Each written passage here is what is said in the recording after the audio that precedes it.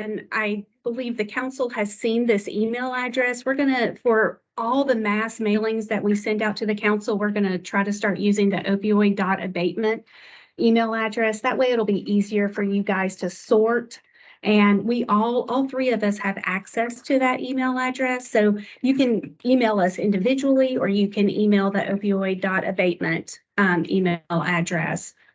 You have your binders in front of you, and Ella has organized those much better than I have been doing. So I believe you will find it by meeting now. So that will be, oh, go to the next. I don't know who's doing yeah, thanks. We've got a couple of computers going on here.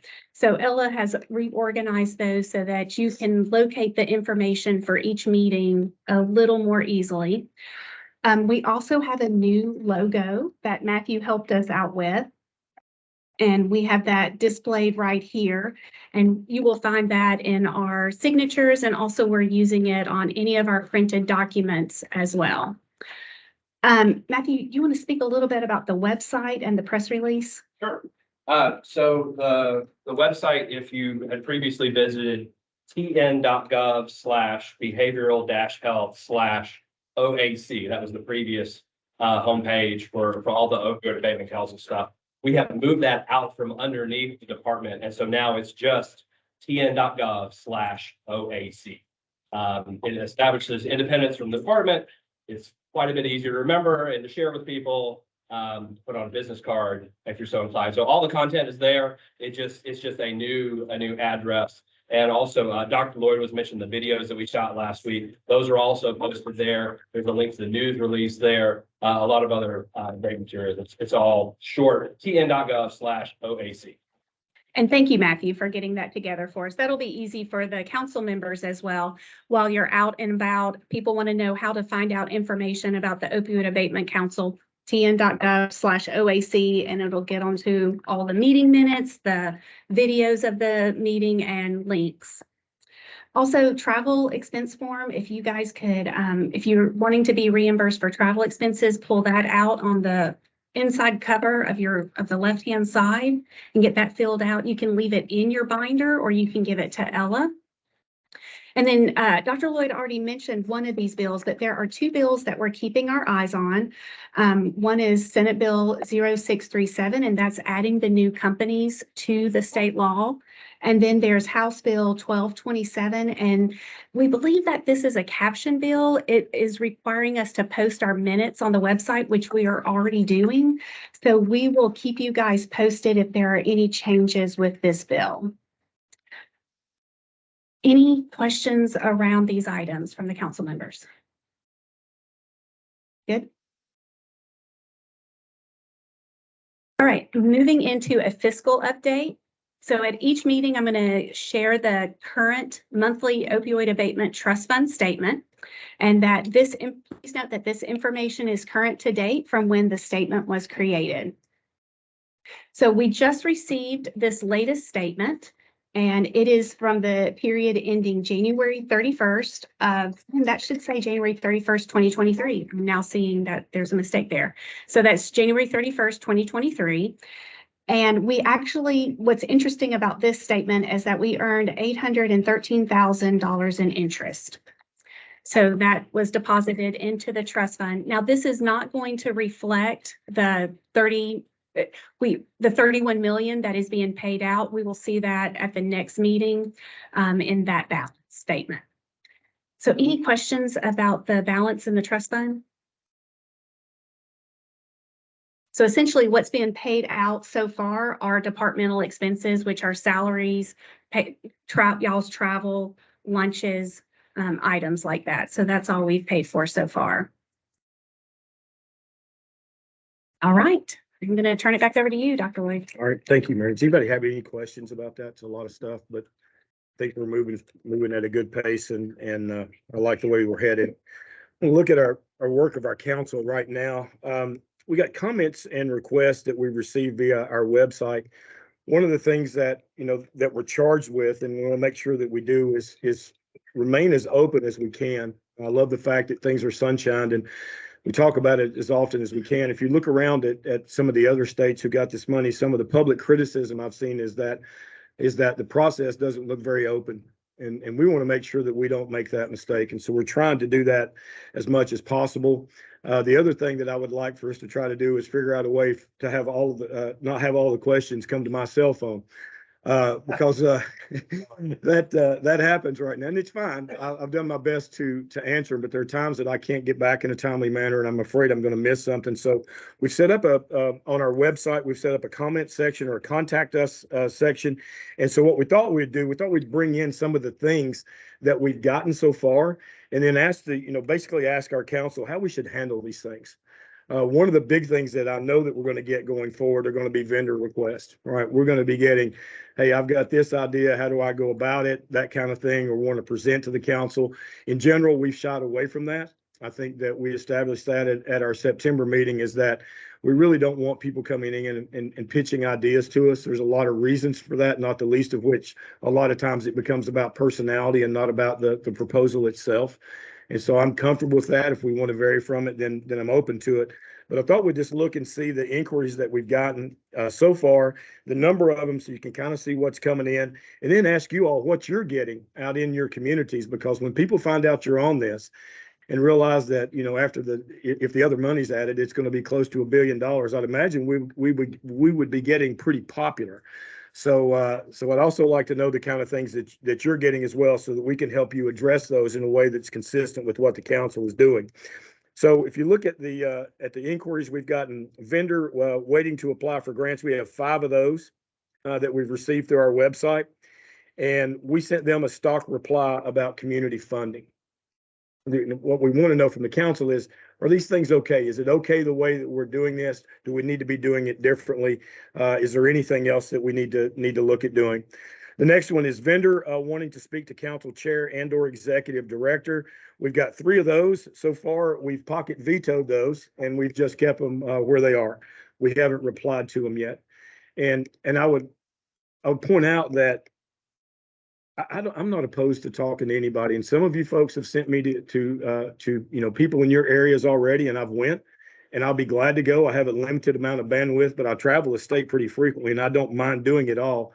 What I do get concerned about is someone that may get funding down the road, and I went and looked at their program. I don't want the appearance that they had some kind of inside track to that. I want to make sure that we stay away from that.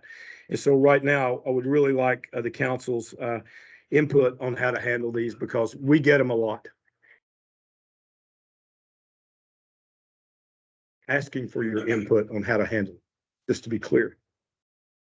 Until we create a calendar, really, so that's part of the funding. It is. So what could we say that had an impact, having out?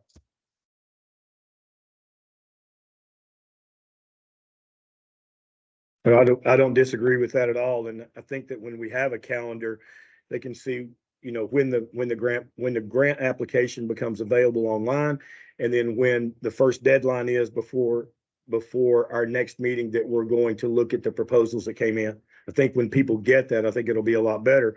One of the things that I've learned is, despite every form of social media known to man, email, press releases, people still think that there are backroom deals being done and this money's already been allocated. And I get that. And I don't know how to combat that at all, other than every time I get it, I address it. So I don't think that's a bad idea at all, Shane. What I don't want to do also is, I don't want people just sitting there thinking we didn't reply. So would we send like an email to them and replying and say, thank you for reaching out to us. Here are our upcoming release dates of things that we think will help you going forward in your proposal. Does that seem like a reasonable thing to do? Because I don't know when we got these. I know that they're from our last meeting, but I'm sure that if we got one of them the 1st of January, whoever sent that thinks that we're not monitoring, or we just have failed to reach back, or that we're ghosting them. Yes, Lisa.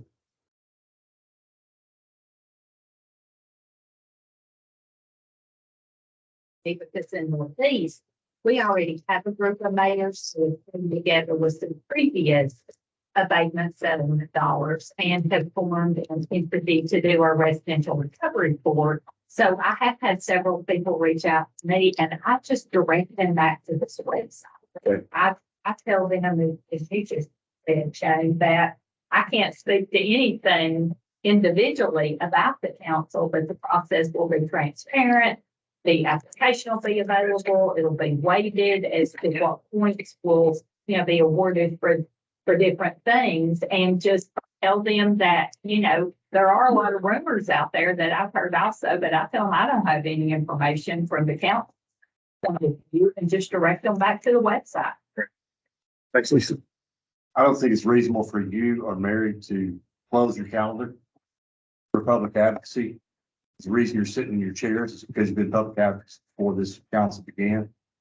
So my advice as a council member would be, do what you ordinarily do. But if you feel like you're being invited for somebody for influence purposes, I mean, I assume they're not paying you $20,000 a night to speak. I don't think that's your fee rate right now. I'd be careful about any of that. But if somebody's inviting you for a CME or meeting or whatnot, I would do what you ordinarily do. But as far as the email inquiries, I do think we ought to have a, 5-10 business day, moving forward, a 5-10 business day policy of response. And then the one thing I would do is point them to the press releases we already have. Y'all look good on those videos. Whoever did that has great lighting. It's awesome. Again. I was proud. To be on the council with the way you guys represented it, the way you laid it out there. It's a compelling case. It's clear, it's short. Unlike what I'm doing now. It was good. So point them to that. And then also the next council meeting, make clear that you're not inviting them to speak. But here's our next council meeting. You can attend as an attendee and hear the discussion, be part of the room, see what's going on at the state. I think that's what we do. What I've been sharing with people is there is money. It's coming. The application is going to be simple. This is something you can do and you want to get in on this. And it's probably coming sometime this fall as far as the application process. That's all publicly available information. I think we should all share that. As far as you two, I don't think it's reasonable for you to go into a Trappist monastery for the next 5 years while we get some money out. Yeah. Thanks, Dr. Jackson. It sticks. Absolutely. Sam? Sure. I think we were going to get to this point a little bit later, but you brought up a good point as far as Mary being able to meet with outside vendors. And that was something that we've had internal conversations with in the department. And then looking at her position in the state and the different conflicts of interest, is in particular, Executive Order number 2 was issued by Governor Lee in 2019. We just determined that, it just is, creates the appearance, if anything, of impropriety, and that we strongly encourage and advise Mary not to hold individualized meetings. Whoever just joined, if you could go on mute. Josie, can you go on mute? Thank you. So yeah, I think we were going to get to that point later in this meeting, but since we brought it up now, I thought it was appropriate to address it. So Mary's in a little bit different situation than I'm in. She's employed by the state and I am not. And so, the next item there on our agenda is how should I respond to request to speak or attend provider/vendor meetings? I can tell you what I've done to this point. First of all, if anybody on this council has asked me to speak to someone where you're from, I think I've done that. I don't think I've overlooked anyone. If I have, I'm sorry. It's a complete oversight. We've been asked by several municipalities around the state to come. So I was thinking about the one you and I did in Chattanooga. And sometimes for me, it's a little hard to separate my previous life from this one because Tommy and I have done that more times than you can count. So we went to Hamilton County and we participated in an event there to talk about, what Tommy sees from a law enforcement perspective, what I see from a treatment perspective, and then kind of an overview of our Opioid Abatement Council. And we went straight from the talking points. So we didn't vary from that at all. So we've been open about doing that. I've been up in the Tri-Cities with Lisa and met with some folks. We met with Tim Hicks and folks around Lisa's program there at Families Free, looking at what they're doing and some innovative things that they're doing around housing and the greatest idea I think I've ever heard, which is the car. So I've tried to do that. Armando had me, wanted me to reach out to a person in Cobb County who is doing some stuff with recovery housing. And so I've done that. I don't get paid to do it. I go in, I try to give them direction. So just for example, Armando's person, what the thing that they needed more than anything was to get licensed with the state. And I knew that, so I directed them there. I tell them that, this doesn't have anything to do with us appropriating money. I'm not sanctioning your program, but also I get a little bit worried just by me showing up. Does it give the appearance of me doing that? And I don't have to play by the same rules that Mary does, but I would kind of like to, in all honesty, because I want to stay above reproach. And Armando put, Well, sure. Well, I can't read it because I can't see it. yeah, sorry. So, sorry, Armando, who's attending virtually, says, could we produce a sheet requesting what their question is and start a generalized, most common questions asked out? Many vendors may have the same question. And that's a good idea, Armando. We could potentially create an FAQ and post it on our website. Great, thanks. Hey, Mary Yes, and Dr. yes, Lloyd. ma'am. I absolutely agree with what you're saying, Dr. Lloyd. That's the one thing we don't want to have in this is people think that somehow there were favorites. Somebody went and met with this person or that person. I think another way to do, in addition to what Armando said, is the video that you guys have produced that is really good that Matthew Perriott took of you and Mary that lays out the process, lays out the information. And then if you added on top of that, this collecting of questions that we would post on the website, that should get at what's needed so you don't have any kind of appearance. But I absolutely agree with you and your thinking on that, Dr. Lloyd. Thanks, Commissioner. I know that you've been where you are for a good long time, so I've leaned on you for that because I think that's something that people on the outside looking in don't realize how often happens, and we can get overwhelmed with it too. I mean, sometimes it gets like that. So in general, and one other place that Mary and I have gotten requests from that I want to make sure that you all know about is we've gotten requests from multiple legislators to come in and talk to them. And I think we've done 3 so far. And my guess is that more will be coming. And from those legislative meetings, they've asked us to reach out to people in their community. So in trying to be as transparent as possible, last week, I can't remember if it was Tuesday or Wednesday, but I went to a commission meeting in Rutherford County. And I sat in on that and I gave an overview of our Opioid Abatement Council, went straight from our talking points, went down our money, how we're doling out the money, the fact that the counties we're going to be getting it, the process that we're looking at, and then what the suggested timeline is for our grant process. So when we go to those places, that's what we're doing. For me, I'm comfortable for going to municipalities. I'm comfortable meeting for folks that Tommy and I and Lisa and I have met with before. I think as long as it's that, I'm very comfortable with that. I am not comfortable when it becomes somebody who is looking at submitting a grant, wants input on their grant application, or wants my opinion of it. I'm welcome to any feedback there because we do get, and I think these are going to go up as time goes on. Dr. Jackson. I respect the position. My comment that you can't close the calendar, I mean, I can understand if the Little Sisters of the Poor from Rutherford County are going to put in an application why you want to go to their meeting of 10 people and give a talk. You and I are speaking this Friday at the University of Tennessee Health Science Center. They may forward an application. So I respect your principle, but how far does that go? I know. Because we're doing a 3rd annual meeting of an opioid event this Friday. That's a CME event. That's the University of Tennessee Health Science Center at the School of Nursing. But the School of Nursing may forward a grant in the big cap group. If 14 of you decide that we need to cancel Friday, we could do that.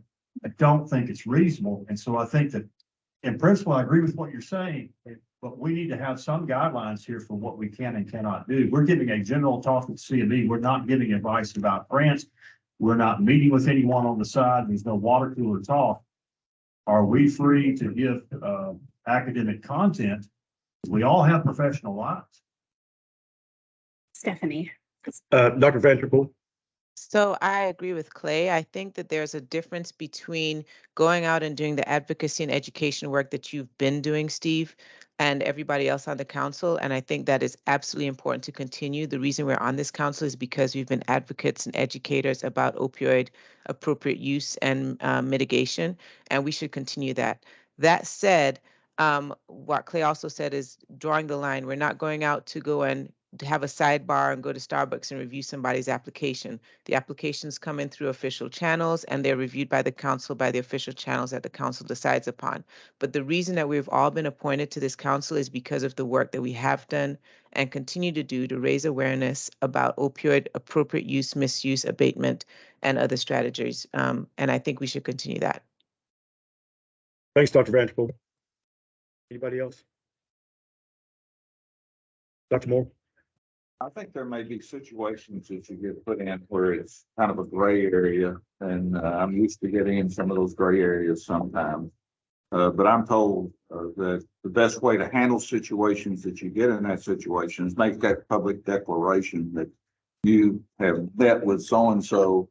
The purpose of your meeting was educational, informative. It wasn't to review grant applications or advice on their grant application. And I think that helps you some as far as being transparent. And then you'll have to decide whether you have to recuse yourself in voting if you had too much information or you had too much input in that situation. Thanks, Dr. Moore. Don't we have an official conflict of interest policy that recuses us from voting for the different ones that we have input on? I think We do. Okay. We do. And okay. and Dr. Vanderpool, I'd asked the group at our council at our last meeting. I don't know. I know a lot of programs from Johnson County to Shelby County, and I wanted to stay out of all of them if possible as the chair and just take the recommendations from our council, and everybody seemed to be okay with that. Because I really hate to turn down stuff when people just want to know and understand more. And I think what Dr. Moore and Dr. Jackson are both saying is right, because that area becomes gray. I know what Clay and I are doing on Friday at the University of Tennessee Health Sciences, but my bet is that there'll be multiple people in that room that submit applications to this council, and we've been doing that work for 3 years now. I think this is our third time there.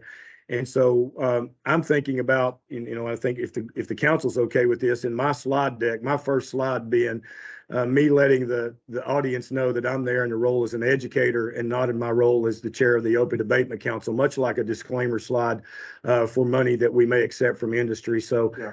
I think that's probably an action I'll take unless anybody has any objections to it. So I do have one question. All do that regardless. Somebody may go speak at a church or a synagogue or a temple in your community in a religious or community or philanthropic capacity. But 3 years down the road, if they submit an application and you were a speaker there, it's good for them to know that although you're a member of this committee, you're not there in that official capacity. I think that's a good example and a good best practice, if you can call it that, for all of us as we're in our communities presenting. Armando, I know you had a question. Sorry. Yes. So would it be good for the board to maybe look at doing just a policy that kind of lays out how each issue could be addressed, such as if you have commonly asked questions, then basically submit this question this way. That way we can build the FAQ. And then when it comes to speaking engagements, kind of laying out, like what you said, Dr. Lloyd, leave that to where the speaking engagements could be government entities and possibly medical facilities or things of that nature, because these meetings are public. They're welcome to come to the meetings and request to speak to the board. And I think if you try to go to every meeting and try to go everywhere, as this grows and that money becomes more available, you're going to wear yourself out in some aspects. Thanks, Armando. And I think that's going to be our last point before we move on to the next section, is deciding how to formalize this discussion that we're having right now, because we wanted to come out of this with, first of all, making sure we were clear on what we were going to ask Mary to do. I wanted guidance from my council members on what I should do. And then I want you guys to understand, basically your role and what you can feel doing comfortable in your communities, because this is really a community thing. We represent, the entire state of Tennessee. So we want to make sure that we give you what you need, but at the same time, we don't want our council members out there that aren't singing from the same sheet of music. And we need to make sure that we stay consistent with that, because inconsistencies I think will hurt us. I don't know if you all have seen, but there's already several websites out there, watchdog websites, that are tracking what we do.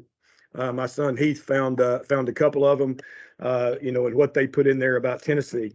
I can tell you that in my work and in just this field in general, I've been in DC twice since this all started. And when I go places like that, I'm going as Stephen Lloyd. I'm not going as the chair of our Opioid Abatement Council. So I think that I need to make that more clear than I have in the past, although I think those are still good things to do unless anybody objects. Let's see. How should the council respond and/or reply to requests to hear from vendors or agencies, not individuals who can speak at the public comment time? So I want to go back up to a little bit earlier in our agenda there. Vendors who wish to speak to the council, chair, executive directors. These are some of the things that we've gotten. Crow Healthcare Consulting was the first one. And you can see basically the three things there that they ask. Then you see the next one from the TSSAA. And then last is the community education group. And this is why I wanted Mary and I to bring this to you, because I don't want to just blanket have a pat response that goes out, because one of these that I got excited about was the TSSAA. If they're reaching out to this council and wanting to become involved in this, I don't want to choke that out. I think that we are, we talk about prevention all the time, but I think sometimes we give it lip service. And if the TSSAA is interested in somehow becoming engaged, I mean, that excites me. I don't know about the rest of the group, but I know how many kids I get that, 4 years ago, they were the, star quarterback at, Riverdale High School or Wilson Central or wherever. And now they're sitting in my office because of something that happened in high school and something they got involved with and didn't know where to turn. And now, now they're in their mid-20s. And so I think that, prevention to me starts in elementary school and middle school, and then, obviously high school. But there's some things I think that are going to come in that I want to make sure that we don't overlook. So, how should we go about responding to requests like this? And you can see what kind of questions that we're getting.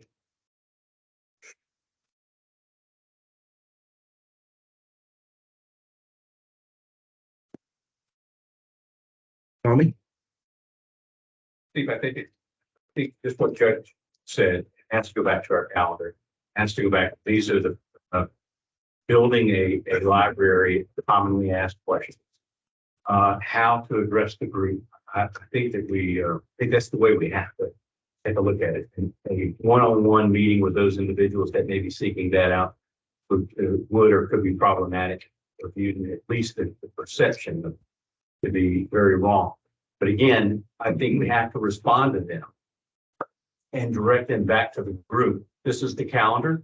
This is where we stand in the events. For example, this week, letters went out to the counties, went out, public notification went out that the first round of payments were going out, were available to the counties. And just keep that calendar out there, referring them back to the events and when is the next meeting. Your response on the residents to the list of like, that seems entirely appropriate. Mm-hmm. Encourage a group like that, or that people that can. Thank you for your answer. We'll be back. But they would be able to, once we complete the application process, complete the application, showing us what their program is and how they're going to address that among their athletes. What the way I interpret it. And so again, you'd refer them back to the website, refer them back to the application process. Certainly staff could be available in their role to answer questions and direct them in certain areas. Well, I just want to give you a brief example of why I wanted to bring this particular one to our attention, because I agree with you, Shane. I mean, there are things like that I think that we ought to have the latitude to go in open dialogue.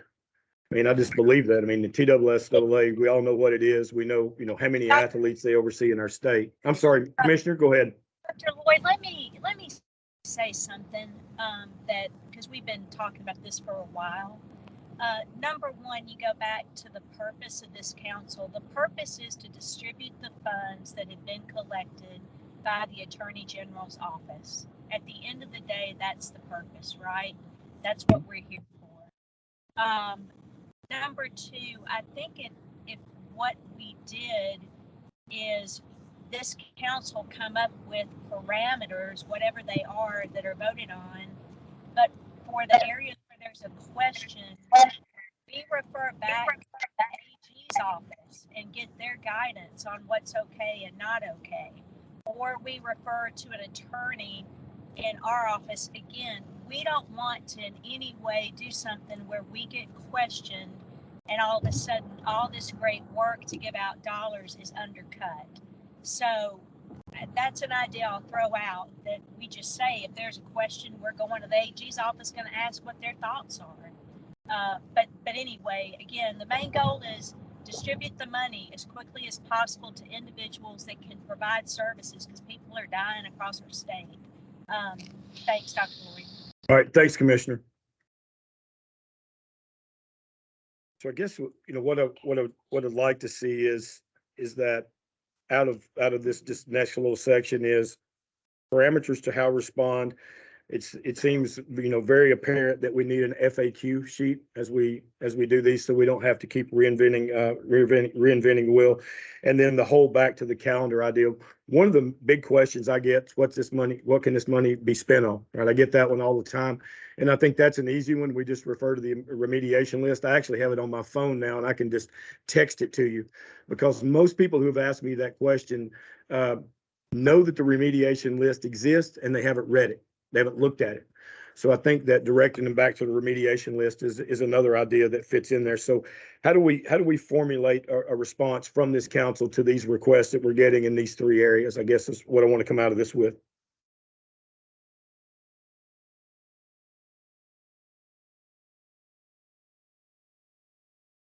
Yes.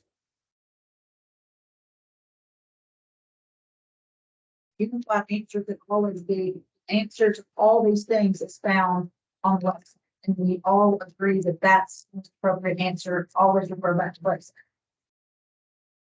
Great, 100%. Even addressing, to me, it doesn't matter if it's TSSAA or Crow or whoever, I'm going to respond to every one of them the same way. Same way. They may have the best to somebody else and the best object. And I think that's the importance of having that website, that calendar, refer them all the same. We have to be neutral for every one of those applications coming in. I think that's a great idea. Two of these things are already on the website, the remediation list and when the meetings are posted on the website, but we can definitely pull together an FAQ. Yes, FAQ. Make sure I have that right. I think I also like the idea of having them all together. I mean, anytime I've got to go searching and clicking, I'm usually hollered at one of my kids to help me because I'm angry because I can't find it. So having it together, I think is a good thing, because these are all, you know, the FAQ, the remediation list, and the calendar. Okay, we can do that. And then I think it's always important that I'm looking out in the audience, and I'm probably responsible for at least half of it being here, is letting people know that we have a public comment section at the end of our meetings. So if you have something in 12-step parlance, we call it a burning desire. So if you have a burning desire, that you're always welcome to come to our meetings, or you can participate online and ask your question to the entire council. Does that seem reasonable for us to handle things that maybe fall outside of those? So the last thing is, it does say the council shall develop policies to provide reasonable opportunity to receive input from these parties. So that's basically what we're talking about here. So do we speak to that? Yeah. Tennessee annotated, and it says the council shall develop policies to provide reasonable opportunity to receive input from these parties. And I think we're doing that. right? I mean, they have people find out about us. We've got ways to direct them as individual council members. We have the website, and now we have what we're hoping to formulate here, and what we're in the process of formulating here is a response back to these parties that give them, where they can find the resources that they're looking for, and then if they want to actually speak to the council, a forum to do that within the public comment section. Sam? Yeah, I think everything that y'all have covered as far as website and making sure you have all the resources available, but also whether that's written or how the council wants to do it, preferably written, have a set policy as far as how you're going to handle these situations. Because right now, statute requires it, but we don't have it. So can we have a policy that, like an umbrella of everything that we've just discussed here?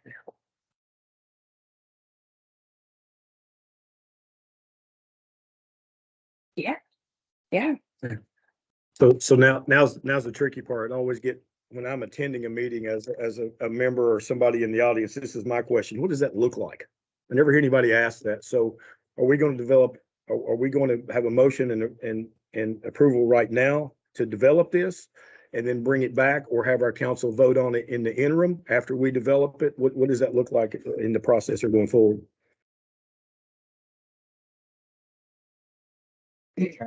I'd like for us to consider some type of general policy statement that would maybe be phrased. It would be that we would be guided. The members of the Opioid Abatement Council would be guided by the ethics policy, and that their role outside of the council is an educational role, and not a role to help people gain favor for their requests, or to help them complete their request, and that inquiry should be directed to our website, where a complete list of the remediation list and processes would be evident, and also a list of frequently asked questions. And if that didn't cover it, I'm willing to listen before I actually say I make the motion. All right. Anybody better than that? Because I think that summed it up very well. Actually wrote it down.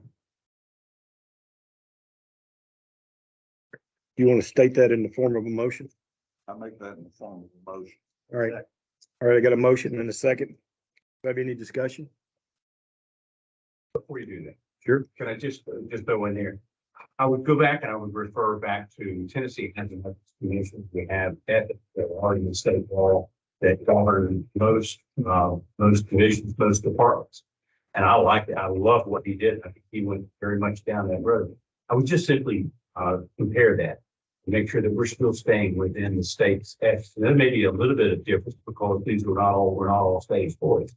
But I think using that as a template with what he said, I think would be I would defer back to Sam as counsel to put that together. So Tommy, help me understand that, because Ken actually led with that, guided by the ethics policy. So you're talking about adding guided by the ethics policy of the state of Tennessee. Would that be, and could we leave it at that, or do we need to actually put I guess we could put a link to the policy and what that is. Do we need to go any more wordiness within our policy? Yeah. But states and policy apply. I think just use it as the template or a guideline. What do you say? Right. And that's what our ethics policy is. That's what it is. In the states, correct? Okay, so we would add that this council is guided by the ethics policy of the state of Tennessee. Okay, is that That's what I said. okay? Oh, did you? Okay, I wasn't writing fast enough. All right, so we don't have to have an amendment since I can't hear. All right. All right. So any other discussion? Mr. Chairman, I've got a question how it works. For today, I thought we got by, if it's publicly available information, it's posted, we can share it. What I heard from Tim was, if I heard correctly, that we should refer people to the website and not offer any assistance. As I'm interpreting that, you having the remediation list as a PDF on your phone and sending it to somebody is outside that purview, because you're not referring to the website, you help them understand there. So I don't want to be obsequious here or problematic, but I'm just asking about what's okay. Is it okay for me to share publicly available information? You know, hey, the county's just got 31 million. If you're in this county, you know, it's available. Or should every answer be go to the website? Because I just want to know what about the rules. That's all I'm saying. Well, I think I maybe covered that as far as an educational role. Okay. And providing the mediation list from Stephen Solomon to somebody, I would consider that education. So that's not education, that's education, not though. Yeah, public information. Okay. So if you're providing public information, that's an educational. Where this is predominantly where your ethics is going to be geared toward is a lobbying effort, consultant, transparency or consultant or something. You're given specific guidance or faith or something. I would agree. I just want to make sure that I'm understanding it properly and that everybody's on the same page, or that we get to the same page and we leave the meeting, because the pressure's going to hit. I mean, for due respect to Commissioner, you know, we don't want to do anything that can't be questioned. With $700 million in play, we're going to be questioned. Yeah. If we don't be questioned, we're in the wrong chair. I think the only thing we can do is make sure we have the right answers for them. So I think what I'm hearing is the intent of our wording here is that education includes things that are publicly available. Is that correct? Commissioner, are you still with us? She's joined the cabinet meeting. Okay, all right. I wanted her input on that. All right, any other discussion? I just added the words of the state of Tennessee to the original things that I wrote down that actually Dr. Moore said. Any other discussion?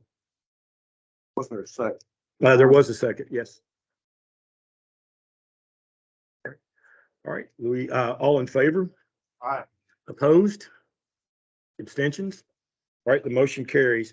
So what I'll ask Mary to do is when we get the language called together, we'll make everybody aware of it. We'll obviously present it at our next meeting as well. But as of right now, that will be our response.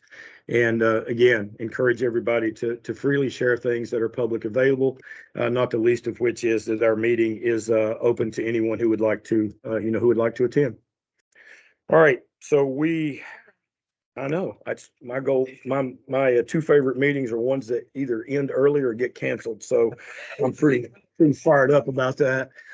We've got, I tell you what, we are at 1 o'clock. We've been going for about an hour. So we're about 30 minutes ahead of schedule. We'll take about a 15-minute biological break and be back here at 1:15. Thank you all. We stand adjourned.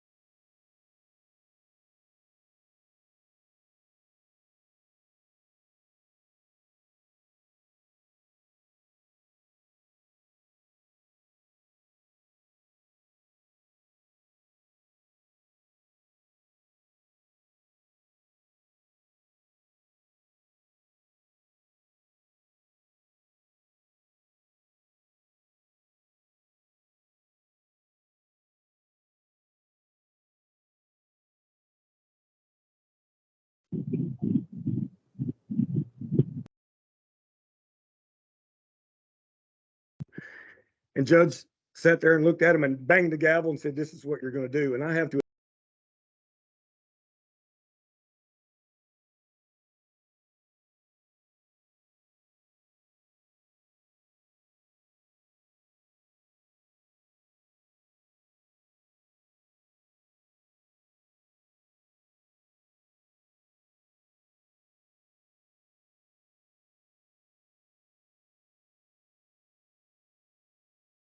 if we can come out of this afternoon with those two things, I think we'll be successful in our meeting.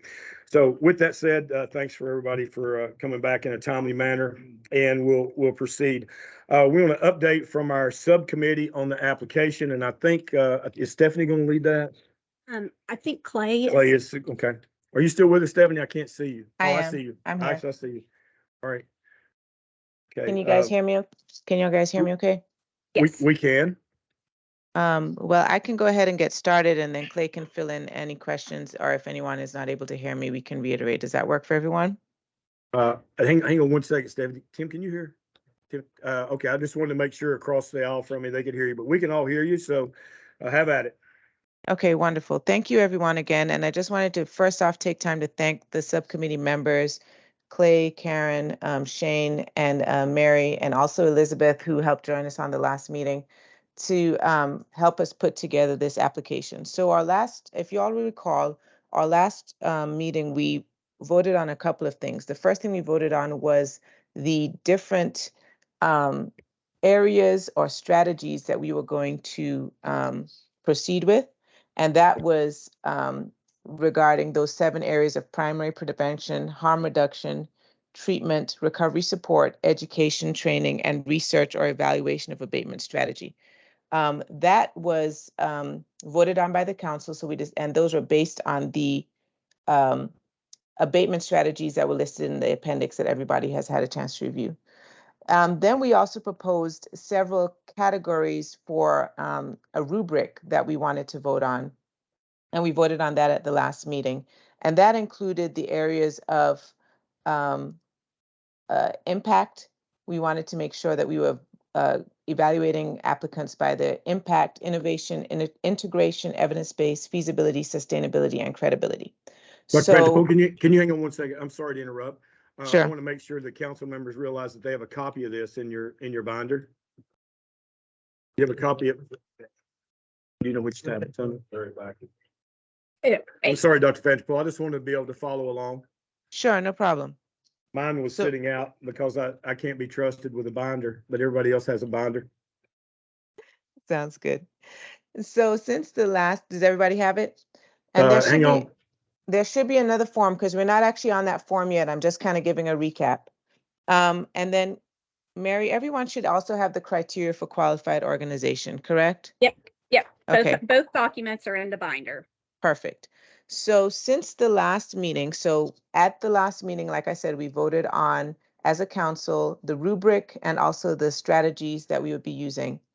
And then at this, in the interim, our subcommittee has worked on identifying the criteria for qualified organizations, which is what you see in front of you.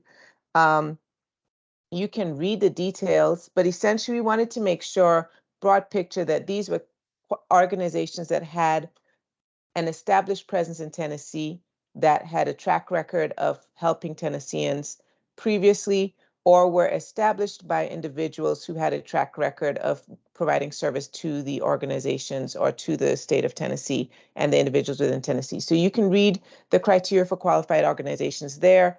I believe that this is to go to a vote, Mary, once everybody has had a chance to review it. But those were our proposed things to protect or citizens, such as making sure that anybody who wants to provide housing or recovery services is appropriately licensed before they apply, things of that nature, just to protect the recipients of these services, to make sure that they're actually getting services from reputable organizations and reputable individuals. And then I'm going to move on to the actual application. That's the 7-page document in blue font that you guys have in front of you. We divided it into kind of two sections. The first is a section about the organization. Those are the basic information, kind of like the demographics of the organization. Also having the organization select what strategy that they wanted to focus their application on. And then the meat of the application is actually on pages 3 through 7, where using that rubric that we voted on, the applicants fill out the different sections answering those questions that are highlighted below. Now, we limited the overall application to about I think it comes out under 2,500 words. And that is because as the application council committee members, that is the entire council, not just the subcommittee, we are going to be responsible for reading through and evaluating all of these applications in our different groups. So we wanted to make it reasonable for us to be able to get through the meat of the application, but also give us enough detail that we could make informed decisions.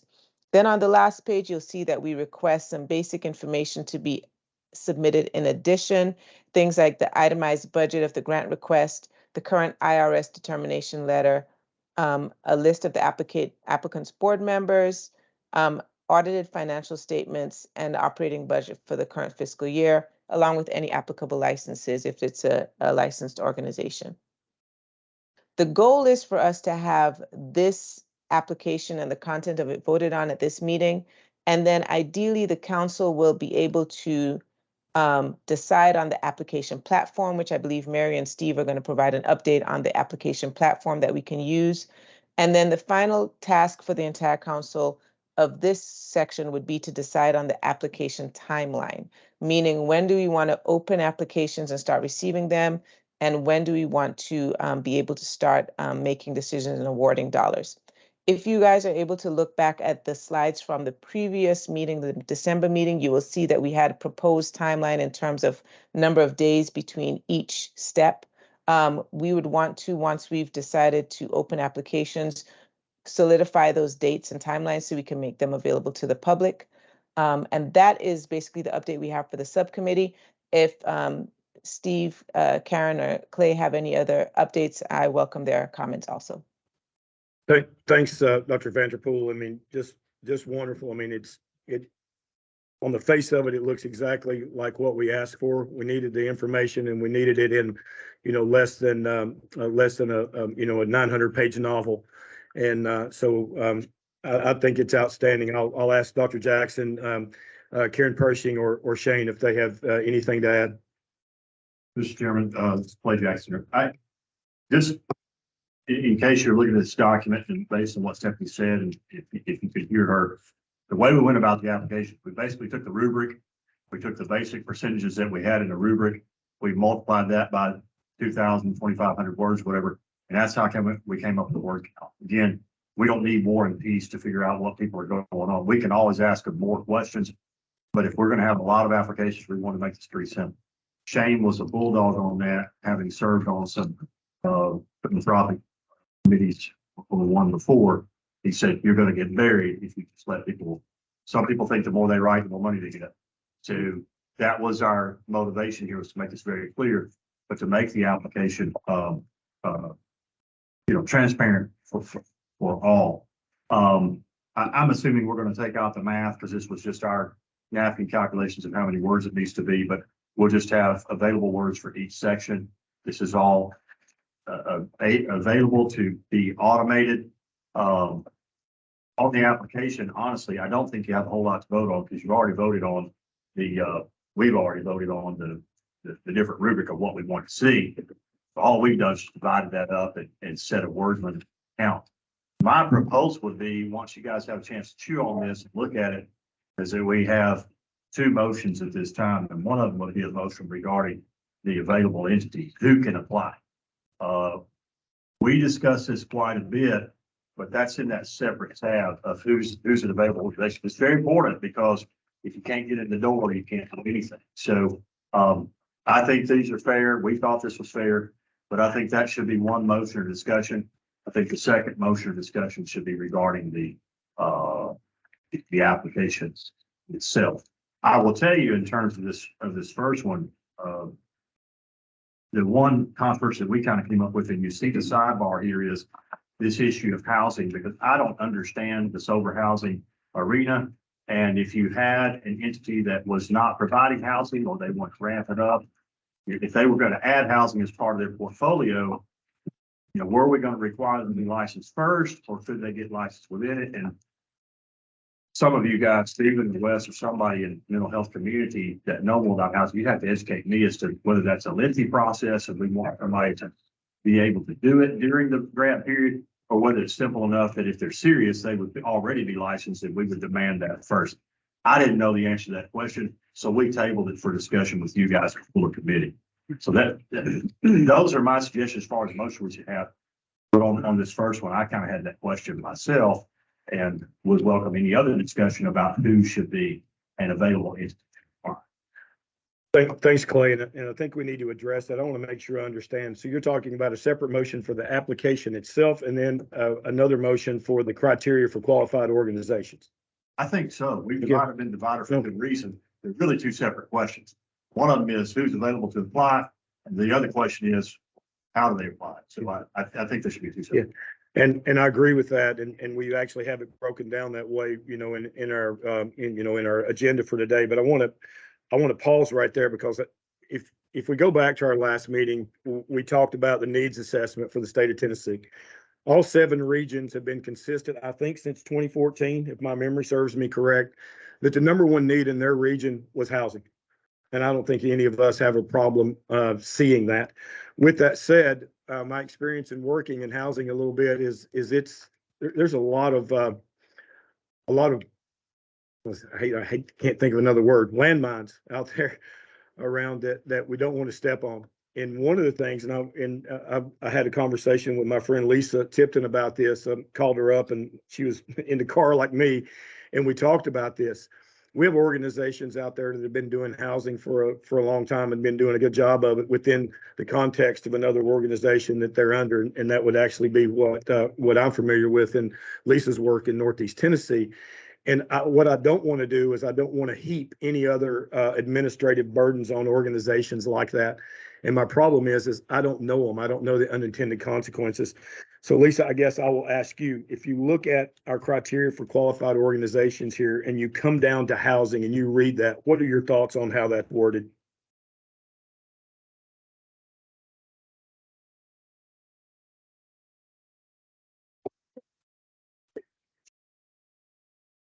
Because housing does not have things, and neither does recovery support. I mean, I think that there are community organizations that may or may not have some licensing even for education and training. So I think you would just have to look at the organization on a case by case basis. Well, Lisa, we here on the criteria for qualified organization, it's the third bullet from the bottom. If applying for housing funding, award winners would need to be currently certified or achieve certification during the grant period through 10ARR, Oxford House, Joint Commission, or CARF. So I don't know how onerous that is, and I don't know who that cuts in and cuts out. And that's where I'm asking for expertise as to whether we should require that certification or not. I think I would want to bounce that back to Taryn and kind of get what she would think, because I personally don't think that needs to be required. But I think there needs to be some type of a rubric that you would look at the housing and see what standards they do meet or don't meet. But I think that's going to really limit what some different agencies could do, even in cooperation with, for example, their local housing authorities. There are projects that I feel like could be a huge benefit to the state of Tennessee in every region, and that could be some partnership with an existing housing authority, someone who could provide some of the recovery support and the different kind of things that we do that may or may not be licensed. If, for example, the housing authority would be the entity that would seek this funding. And I'm just purely hypothetical, but I think there's some players out there who are in the housing world who could have a huge impact and advantage into bringing this to being, you know, maybe sooner than a startup organization, for example, could. And I think you just need to take all that into. Do we see, hang on 1 second. Taryn's got her mouth full, so I want to make sure we call on her. So Taryn, you want to respond to that?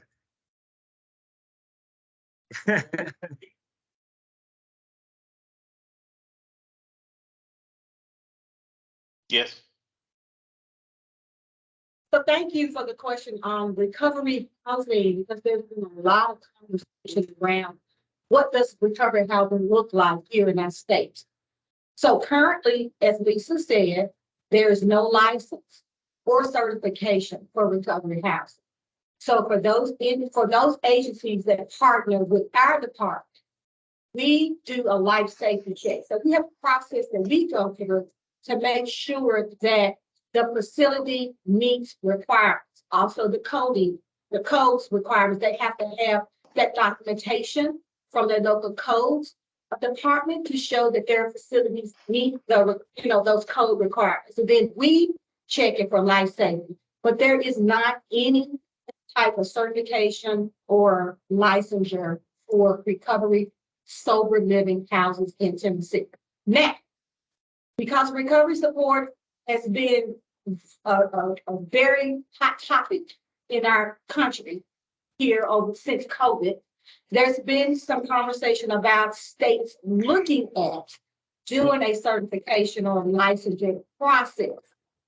So one of the evidence-based practices that has been shared is through it's NAR, the National Association of Recovery Housing Residential Residents. I'm not sure what the NAR stands. There is a Tennessee chapter here. We do have basically it's located in the Nashville area. It is not a statewide organization. It's basically in the Nashville area. So we've been having conversations with the president and founder of TNR to talk about what does that look like and what does the potentials look like for the state. But we have not reached a decision as to what we as a state would do around certifying recovery houses. Now, the SAFE Act, for many of you who may be familiar with the SAFE Act, basically, there's some processes in the SAFE Act. Basically, all it asks our department to do is put a list on our website that says these are TDMHSAS funded locations. Here's the list of organizations that provide recovery housing under our grant. So that's what it looks like right now. Well, I think the subcommittee, one of our concerns was, Florida kind of led the way in pill mills and then they led the way in recovery fraud. And we were trying to avoid heading down either of those pathways. So they've got, Tommy level investigations of folks down there that are running what is purported to be recovery housing that has funding, but then it is a thinly disguised trafficking organization where people whose lives are being exploited are getting hoached. And our concern subcommittee was we want some kind of certification that these are real people doing real work and they're not scammers. But we don't want to cut out good people and put onerous application administrative burdens on them. And I'm sorry, Armando, I didn't forget about you. Go ahead. No, I'm good. I was just waiting patiently. Thank you. I do have one question about the application process, and just wanted to throw this out there if it may be a good idea. I was looking over what all you all had done, and of course it looks pretty good and thorough. And thank you guys so much for doing that. One of the questions, let me pull this back up right here real quick, that I had was in part of the application process. I know that it stated for them to submit a budget. Would it be good to possibly look at putting together an actual budget? I guess you would say a budget guideline that basically says, okay, what's your personnel costs, small business supplies, funding for rent, funding for utilities, funding for meeting codes and standards. Because if you have people that are doing, I know places that are doing treatment out of a home, well, they have to go and make some modifications in order to meet certain standards that a city may have or such forth. Are they going to be using that money for capital purchases? So, or just going to have them just submit just a budget?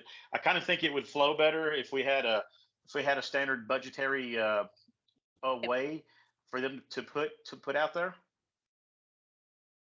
Thanks, Armando. So Stephanie or Clay, did either one of y'all want to address that? So interestingly, Armando, I'm glad you brought that up. We actually discussed that some in our subcommittee meeting, but did not actually go all the way through with coming up with the categories. I think there are potentially other folks either within the council or within the administrative support wing of the council that would be better served to kind of prepare those budgetary categories. But I completely agree. Comparing apples to apples makes a lot of sense. If we have the same categories and we have definitions for the categories and people can submit their budget according to the categories we've stated, then it makes it easier for the council members to compare budgets and proposals. So Okay, thank you again, Armando, for bringing that up. The office would be happy to pull that together for the council to look at. We can pull together a template. I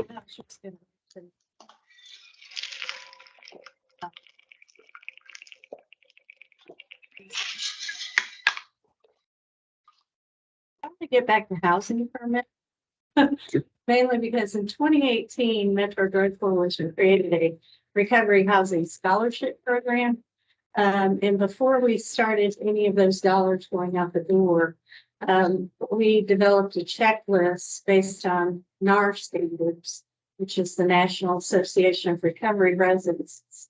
So before anyone could receive any scholarship payment for somebody going into those recovery residences, 2 of our staff members went out with that checklist and made sure they met minimum standards before we would allow anyone to go into those residences. Again, if you've got money attached, they're going to raise their standards. And I think we have an opportunity here to raise recovery resident standards through this process. And so I would discourage us from not raising those standards and having some basic expectations for this money. And again, I think we can work with people and give them a time frame within the grant process standards, but I would be just very cautious about totally throwing them out the window. And Armando, I'll get back to the budget in a second, and once we finish up housing, I'm not going to forget it, and I want to wait till Taryn's eating again so I can ask her a question. So I'm keeping my eye on that. What Clay talked about earlier, I think we have to pay attention to, and Kyle Duvall's in the audience. I want to thank Kyle. Kyle's my housing guy, and I spent several hours with him in between our last meetings because this is such a big issue, and there's so many pitfalls out there. And what Clay described to you in Florida, I encourage you to look at. There's a great article in the New Yorker. It talks about the housing shuffle, the recovery housing shuffle. It's not hard to find. You can Google it in the New Yorker, but it was actually written very well by a kid who was a victim of that. And I can tell you, we already have these places in Tennessee. I run into them from time to time. I know Tommy has probably heard stuff as well, but just to give you an idea, there's a place in Northeast Tennessee, my stomping grounds, that basically houses people in recovery in trailers in a county up there, a small county up there. I've looked at their organization. The nearest I can tell, the only qualifications I see anybody have is that they've all had a previous history of incarceration, and they farm these folks out for the money to pay for their housing. So washing trucks, pressure washers, there's various ways to go about this. And it almost looks cult-like. I mean, I don't work for anybody, so I'm gonna say what I want to. It looks cult-like to me. And I think we have a responsibility to make sure that we're not referring people there, because I can tell you this, I've been involved with organizations that did refer people there because they were the only people who would take our patients. And I think we've got a responsibility to prevent that. So my question for Colin, Lisa, was exactly this. First of all, we don't have license authority. We can't tell the Department of Mental Health and Substance Abuse, you got to license these places. Our General Assembly and our governor can do that. We can't. But we can require certifications. And I want some form of oversight, because I don't know that we can do it. Am I gonna send, Casey out with a, Casey, go check this place out and take a bunch of guns, right? I mean, it can't, that's not gonna happen. And so I think that we need something that we're comfortable with as far as if this group says that this housing meets a certain set of standards, and I would like standards that are recognized on a national scale by, by somebody like, Department of Health and Human Services, I think will be a good place to start. Then are we willing to accept that? At the same time, I don't want to hinder folks out there that Lisa's talking about. There's got to be a balance there. We don't need any more administrative burden on those folks. So I don't know how to do that, but that's what I would like to see, because the housing here is going to be, to me, it's the biggest issue that we have in how we go forward. We absolutely have to have a way to hold them accountable. If we give them money and we figure out, through some process, they get audited by a certifying organization that they're not meeting the standards, then we need to have a mechanism to take that money back or to correct them. And that's my thoughts. I'm sorry, Lisa.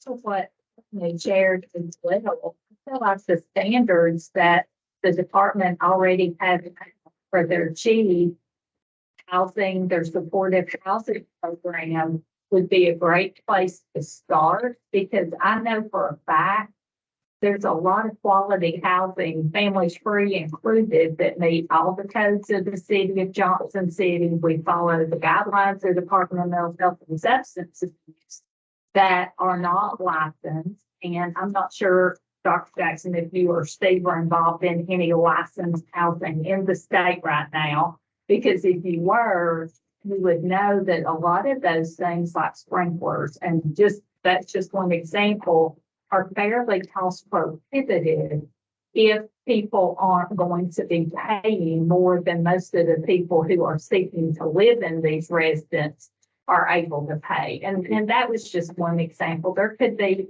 circumstances that those are needed, that sprinklers are needed. And if they are, I will guarantee you the codes and most of these municipalities will address that. So I would just like to propose that as a starting off point, that the council would adopt the guidelines for the key funding that the department already has, or one of these other certifications, because those are already successfully being implemented by organizations that are used to working in this arena in the state. Thanks, Liz. Lauren, Lisa's used this term twice now, so I've got to know what are the standards for chi? I mean, that sounds pretty transcendental. I'm not sure what's going on there, or what are those?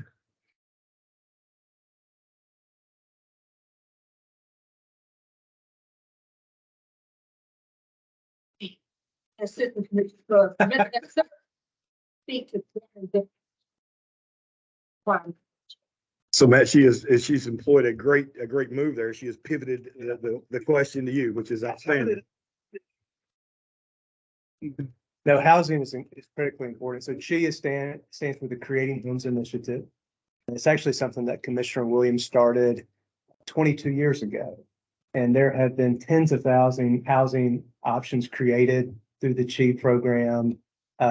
We have regional housing facilitators that work with communities across the state to help providers pursue various grants, even grants that come out of our department to develop housing.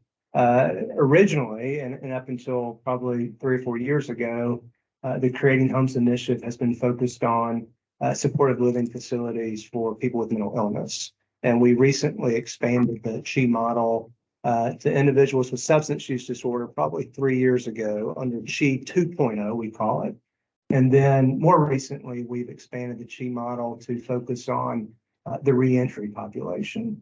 So I think Lisa raises a good idea that we could point to the parameters that we put forward related to the Creating Homes Initiative. The other thing, and Tarn referenced this, there is a state law regarding recovery residences. There's also a white paper that was done by TATUS related to recovery residences that's really, I think, would be a good resource for the council. There are agencies as listed in this criteria that do certify recovery homes. 10R probably being the most commonly known. There's also the National Association of Sober Living. And then we're still wrapping our minds around what role CARF and the Joint Commission play, as we understand that certain levels of recovery residences, those agencies may certify the actual clinical services that are provided, unlike a traditional recovery residence that does not provide for clinical treatment. So that's a long winded answer to your question, Dr. Lloyd, but yeah, she is something that has been a long-standing cornerstone program of our department. Thanks, Matt. And yes, Taryn. Sure.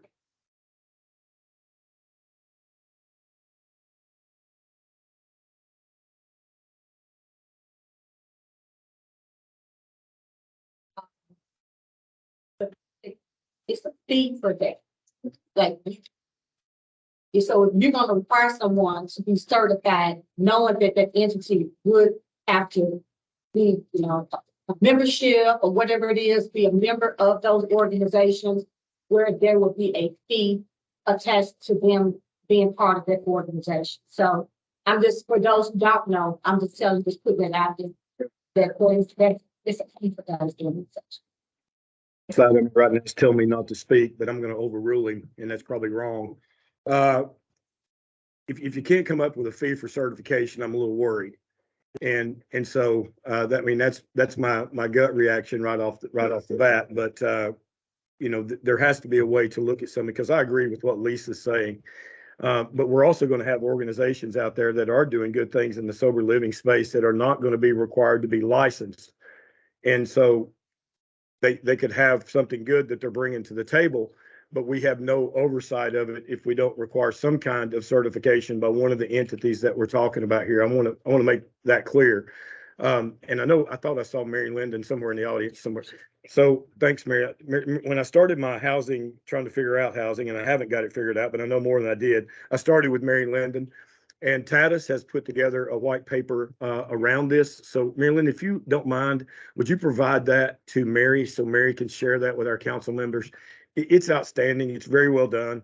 It's complete, and it gave me a good basis to work on. Then I went and met with Kevin, and then I met with some other housing folks in the area trying to figure this out. And then last but not least, I called Lisa, because I don't want to, like I said, I don't want to heap things on people that they don't need to be doing if they're already doing good work. So I guess my question is, looking at what we have here on our criteria for qualified organization, third from the bottom, how does that need to be changed to reflect the conversation that we just had? One suggestion, it sounds like to me, is that we could add she to this list. I don't know those criteria well. Again, the initialisms and acronyms, I don't know. I think something everybody can agree on around the table is we need some kind of mechanism to screen out bad actors to start with. And realizing that we're going to be imperfect at that, we need a mechanism where we can then go back to bad actors and pull the fund. Because I don't want to be 7 years down the road and the Nashville Tennesseans running a special ed ops on how we funded human trafficking. Yep. I don't want that to happen. We need a way to get out of the grant if we find out people are not doing the right things. And so I'm a closet libertarian. I grew up in a rural county. I wasn't born thinking that government oversight is the greatest thing in history. Here I am on the government oversight panel. I just somebody's doing something bad, that we can go back. And if we agonize with this on the chronic pain guidelines committee, Wes will tell you, Steve will tell you, how do you make something that is, Tommy will say, how do you make something that works for the people that are doing the right thing, but you can drop the hammer on somebody that's doing the wrong thing, or in this case, pull dollar signs out. And I don't know which initials belong there, but my instinct is we don't need to give a 3-year bag of money to somebody that says, yeah, we're going to put Mary and Bobby in housing, and we find out that they're charging them $2,200 every 2 weeks, and they're having to pressure wash somebody's driveway for 16 hours a day to pay for something, and they got black mold everywhere. Yeah. I'm just very concerned for our very vulnerable citizens that could be exploited with dollars that we allocate. Do we have something in our legislation that gives us that juice. We can just unilaterally Turning our head. take money back. We don't. Oh, can we take money back? And that's after a we great idea. duplicated it? But I don't, we have. I agree. And then Well, could you give money like a percentage at a time? Do it Incremental. Incremental, we're doing it incremental. we talked about that, well, it's Right. right time, grant. Yeah, and I think that's something we can get into when we get into the specifics here. And it's why I wanted to bring this topic up is because we have to have, we have to have some kind of oversight that we got, some teeth in. We have to be able to point to something, I think, in order to do it. I mean, we get into this on the medical board all the time. We want licensed physicians owning facilities because if we go after them for something, we want to be able to get to their license, right? I mean, so we got to have some kind of leverage there. My problem is exactly what Clay outlined. I want to be able to, the people that are doing really good things, we want to be able to support them in every way possible without burdening them. The people who are coming in just to not do good things, then we've got to have a way to pull the string back. And I just don't know what that looks. Tommy? But in the absence of the guidance, state itself having those guidelines set down for mental health and whomever, then the next place that we're going to look for are those certifications and standards. Are there national standards out there? And in this situation, there are very well-defined national standards. And so in the absence of that, if we don't do our due diligence on the front end, set those minimum standards in place. Right. And we set them and ourselves up for failure. Yeah, all right. I agree. There are national standards in place. And I get my organizations like Clay, even though I work in the field, I still get the acronyms mixed up. But the National Association of Recovery Housing does have national standards that I think that Department of Health and Human Services and all the entities that fall under them abide by. And Tennessee has a branch of that. It's called TNR. So it's basically the Tennessee Association of Recovery Housing. Same thing as the national one. It's a branch of it. And I think for me, the organizations that are independent, that aren't attached to any things that we've talked about, that looks like a good starting place. I just want to know if that's right. And if it is, then I think it's something we need to look at and make it a requirement. For the folks that fall under these other things, like Lisa's talking about, they meet the criteria for state of chi. I mean, that sounds like it's a pretty high bar from what I'm listening to, and I'm okay with that. And so I guess I'm having a hard time explaining myself here, but the one group that Lisa's talking about, I don't want to administratively burden them with, you got to be 10R certified on top of that. You got me? But on the folks that do not fit into that, I want to have a certification process that we feel comfortable with, that it's at least a minimum standard. That's what I'm getting at. To that point, I would think that if there is a proposal that is defined by an accrediting body or a licensing entity, and they're proposing to do that, then we could require that they meet the particular accreditation or licensing standard. In the absence of our ability to go out and actually do on-site audits, we would then at a minimum have some level of assurance that they're meeting these requirements. A lot of them are annual, so I think where we would have the ability to draw money back would be if we require that somebody be licensed and they lose their license because they're no longer providing the level of care, then that would be grounds for us to then, I don't know the mechanism to do that, but we certainly wouldn't want to continue to fund someplace that wasn't providing either the level of care at the meet the fire safety codes that we feel like would be a minimum required. Well, I think Shane offers a good point. If we don't have a statutory right to claw back money, we don't have it. But if we have a multi-year grant process and we set it up so we don't give them a big fat check on the front end, but we give them a check every 365 days, then that's our hammer. And then we're not in the embarrassing position of multi-year funding of something that started with one director, they moved off to California, a new director comes in and it goes south. At least you just have at worst 11 months, 29 days of disaster before you're done with the funding. And you move on, you put that knowledge into somebody who is doing their job. I mean, you guys in the mental health space, help me out in recovery housing. Third from the bottom, did we get it right? Do we add in she? She is not, like, that's not a certification agency, is it? It's just a set of criteria. How do we word that? Does that make sense? I mean, there's an or in here. We love that in chronic pain guidelines because you can pick which one you're familiar with, or the one that costs the least or whatever else. You know, did we get this right or is it not right? Because I just feel like we need some certification protection. Yeah, I do as well, and that's why I'm belaboring this point, because to me, this one's really key. It's so big and there's so much potential for bad stuff to come out of it. So what does that third from the bottom look like? We see how we have it worded here. Armando, I'm sorry. Yes, I do have just a question, because I know that as an oversight committee, we are responsible for the distributions of all of these funds, and making sure that they're used appropriately. So I guess my question is with every grant that I've ever dealt with or looked at, these grants have program managers, and these program managers are overseers of these grants. Could you have could we look at the potential of having a program manager in Middle East and West Tennessee that would actually be responsible for going and looking at these facilities, inspecting the facilities, doing on-site inspections of all of their paperwork, of their treatment programs, the things that they're doing to make sure that that they're actually following through with what they promised they would do?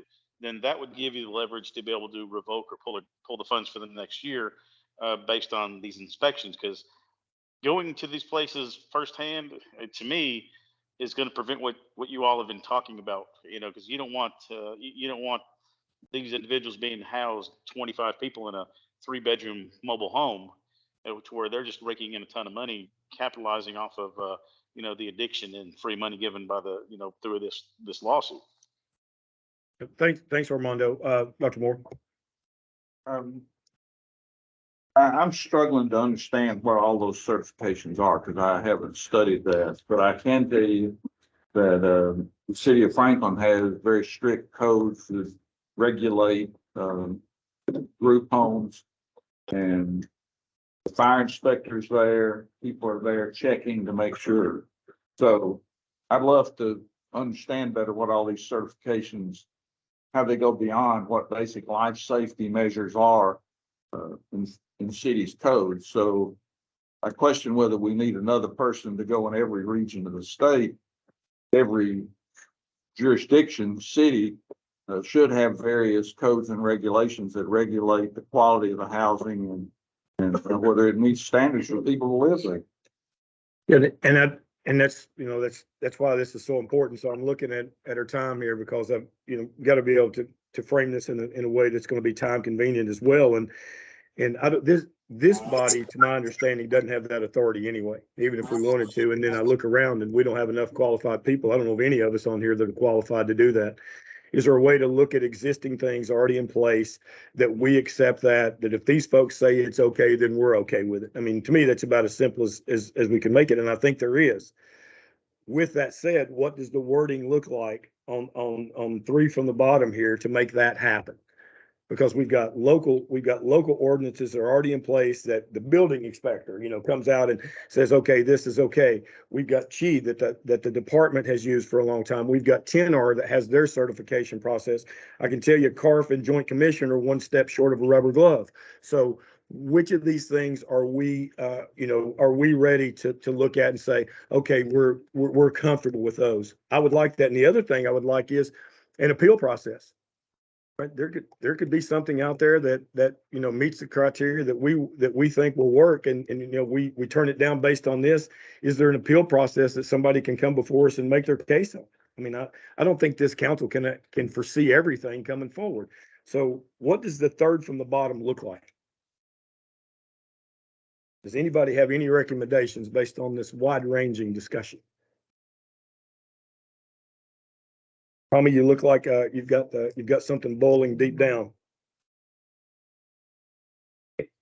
The unfortunate, I don't want to belabor this, but again, what we're going to have to do is just what the mayor said. We're going to have to familiarize ourselves with these standards before we go. And I'm sitting here trying to go through the NAR standards right now, or the NAR certification requirements, trying to look, and some of those are addressed in terms of needing local liability insurance coverage, property, et cetera, et cetera.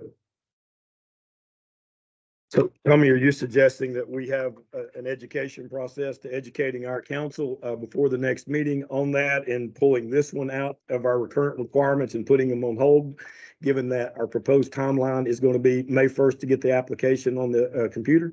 Would, and I'm going to add one other thing to it, just to address what you were talking about a minute ago. If we don't have the ability to pull back those funds, then you were to go out and do an actual inspection, assessment of each of those sites, then you need to at least have programmatic milestones throughout that period, whatever that grant period is. If it's going to be a year or whatever, 3 months, 6 months, whatever, having a milestone. Have you met these? Are you still in good standards? Right. And I think that's the easiest. Okay. Go ahead, Clay. Sorry, Mr. Chair. Go ahead. With reference to trying to get this up, I may, but we need to do something about it. How about this? This is not a motion, this is discussion. If applying for housing funding, award winners will be required to meet appropriate certification standards from state and or national agencies. Then we can define those later. I was going to say, can we add as set forth by the OAC and we Yes. can leave it generic and then we will get together some folks to help us ferret out what that is? Let people know that we're gonna decide on this, and then we can have that internal discussion. That doesn't derail May. Yeah. But it leaves us an option. Again, I'm not worried about somebody setting up housing in Franklin. I'm not You're the either. mayor. I grew up in Gibson County. We didn't have you. And so I'm just thinking, I grew up on rural Route 48. And the housing conditions were way different than I saw on the way to this meeting. Yeah. And so I'm not, in municipalities that are well governed, I'm not concerned about it. Yeah. I'm concerned about people who have, grew up in a rural area. I'm not picking on rural people, but I'm just saying that not all places have adequate ordinances. I sure wish that was a motion. Well, I'm sorry. Go ahead, Lisa. I'm sorry. Because different things, what their guidelines are, what their occupancy, building codes, all those different things are. So I would just ask that if it is going to stand like that, that the chief guidelines will be added. All right. Thank you, Lisa. Clay, could you, I know it's not a motion, but could you run back through the language of that again and let's all listen to it because I've forgotten. Prepared to offer a motion. Okay. And I'm inviting any friendly amendments. Mr. Chairman, I move to accept the criteria for qualified organization as listed in our packets as defined by the subcommittee, with the exception that the 8th bullet be changed as follows. If applying for housing funding, award winners will be required to meet appropriate certification standards of state and national agencies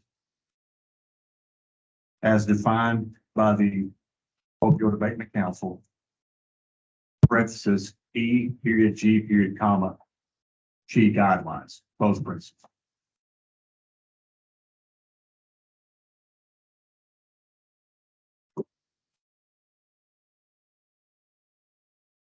We have a motion on the floor. Second, Vanderpool. We have a second from Dr. Vanderpool appearing virtually. Any further discussion?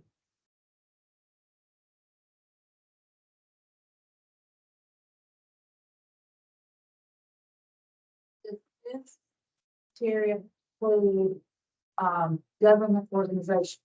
The Sheriff's Department is going to run a withdrawal program, jail. Are they registered with the Tennessee Secretary of State? Are we knocking them out?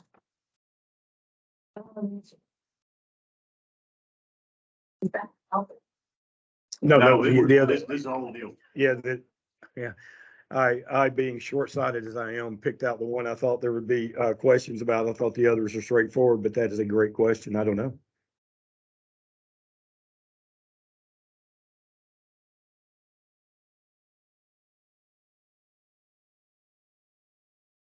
justice system. Stephanie, can you hear Charm's question? Can you repeat the question, please? It's looking at the other criteria for qualified organizations, and one of them in there is they've got to be registered with the Secretary of State. And so, General Allen is saying that, well, if we've got a program in our sheriff's department, a Vivitrol program, it's not, and we want to request funds, it's a county entity. They're not registered with the Secretary of State. It's a great suggestion. I would accept a friendly amendment that adds to bullet 6 be amended. Must be registered with the Tennessee Secretary of State or be an established governmental entity within the state of Tennessee. But the reason that we did that, I think, was to get viable applications. No. Tennessee, it certainly wasn't mixed. Absolutely. Well, it's the reason we have a council, and it's the reason we all don't do the same job. So, right. So I'm glad about it. Yeah. Does that work? I like the amendment. I'm just curious, does the, I think you said, Clay, I think I heard you say governmental agency. Are there any other agencies or organizations that might not be might not be registered by this with the Secretary of State that we'd want to include, or do you want to just leave it for registered with the Tennessee Secretary of State or other government or part of a established governmental agency? Are we missing anybody else that would be valid? Stephanie, my knee-jerk answer to that is I'm sure we're missing somebody else because there's no way to think of everything. But I think for the purposes of this, what's that? Change must to should. Okay, so discussion that's ongoing is that Shane says take the must out and change it to should.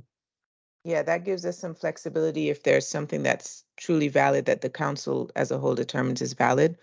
Correct. But encourages, the discussion we had in the subcommittee was that if this is an organization, if say it's a new organization and they want to put forth to get these funds and they don't take the time to register with the Secretary of State, how serious are they about moving forward with their planned initiatives? So that was why we put that in there. But I do like Yep. changing must to should and asking and adding the amendment that Clay suggested. Yeah, I do as well. And thanks, Stephanie. Again, the idea here is to include the people that we need and to exclude the people we don't need. And it's hard sometimes. So that's why I love our varying backgrounds. So Clay, you did accept the two friendly amendments? I think I'm making one of them. Yeah, It's not according to Robert's rule. I know I was going to call you out on that, but I decided to let you slide.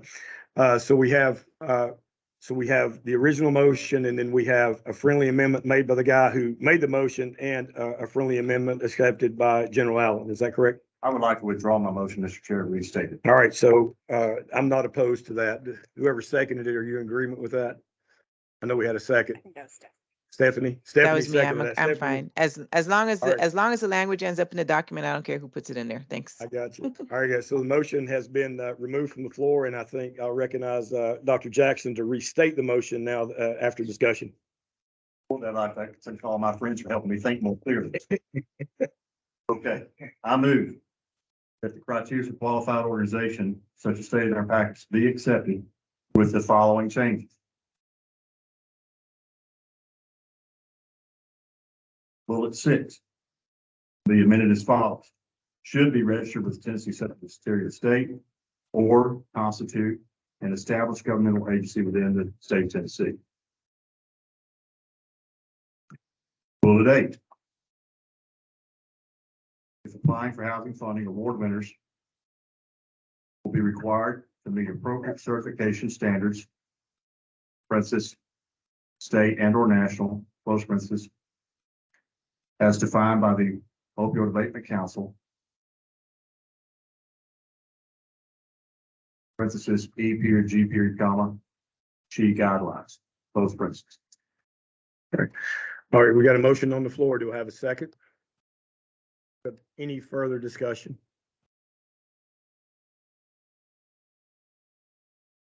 I think we're going to address that in a separate place when we look at timeline. Any other discussion? All in favor of the motion? Opposed? Abstentions?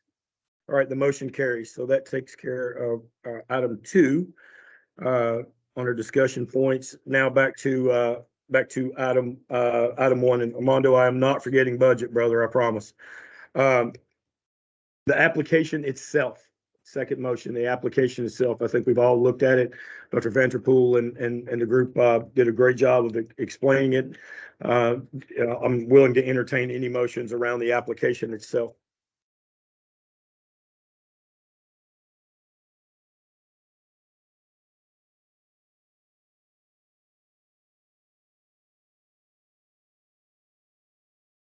I just make a comment that I think as we receive applications, we're going to identify things we wish we had had in the application. So I would suggest maybe after the first tranche of applications that we review any of those issues that we may have identified. But other than that, I'm ready to move forward and approve the application. Okay. If there be some language in here to deal with if some entity we're working with becomes decertified or criminally charged, that funding shall cease. It also have to list any of those problems on the application itself. And then following any contracts that can send money out. Stephanie, could you hear that? It was broken up, but what I think the gist of it was if there's language in the application that states if the entity is no longer a valid entity or somehow criminally under suspicion or something like that, that they would disqualify. Is that a summary of what it was? That's very good. So I would say that I don't think that needs to be put in the application per se, except for maybe instructions for filling out the application. It may be something that we as a council put forward as kind of like the notification to applicants.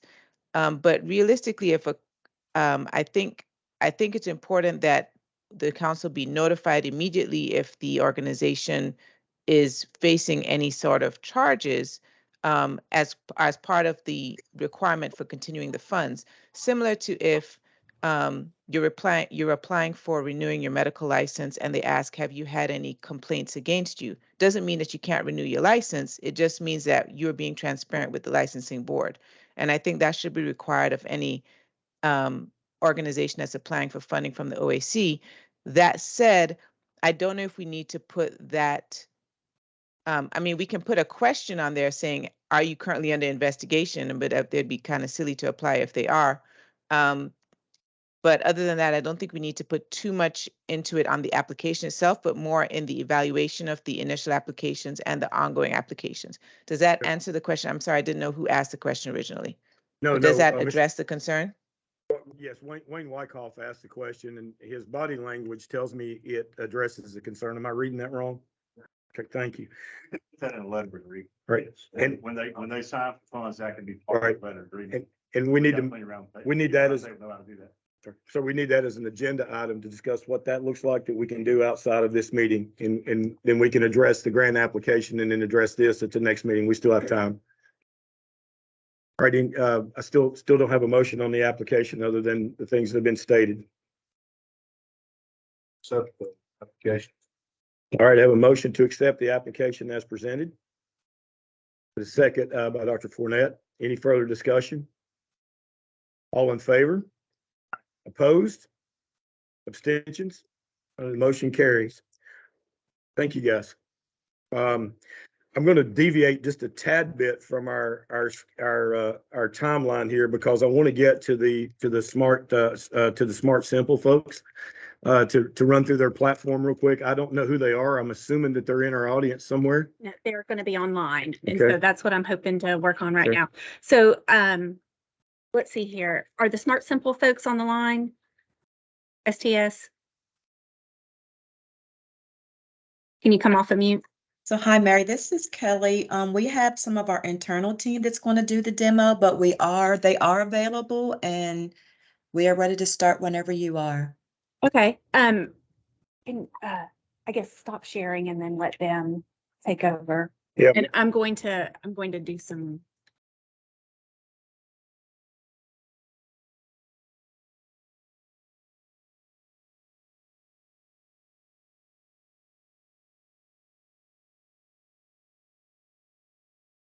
we have available to us. Just let us know when you're ready.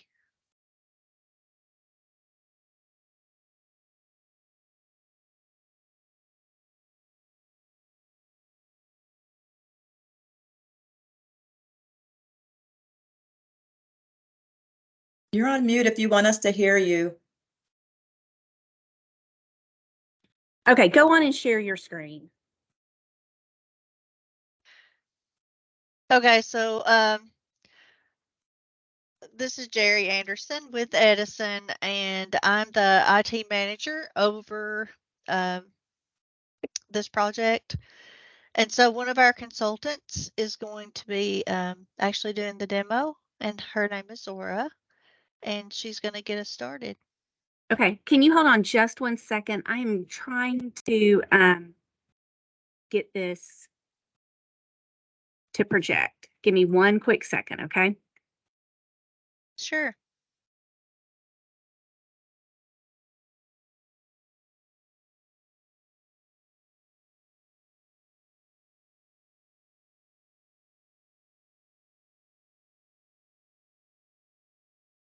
Okay, can you share your screen?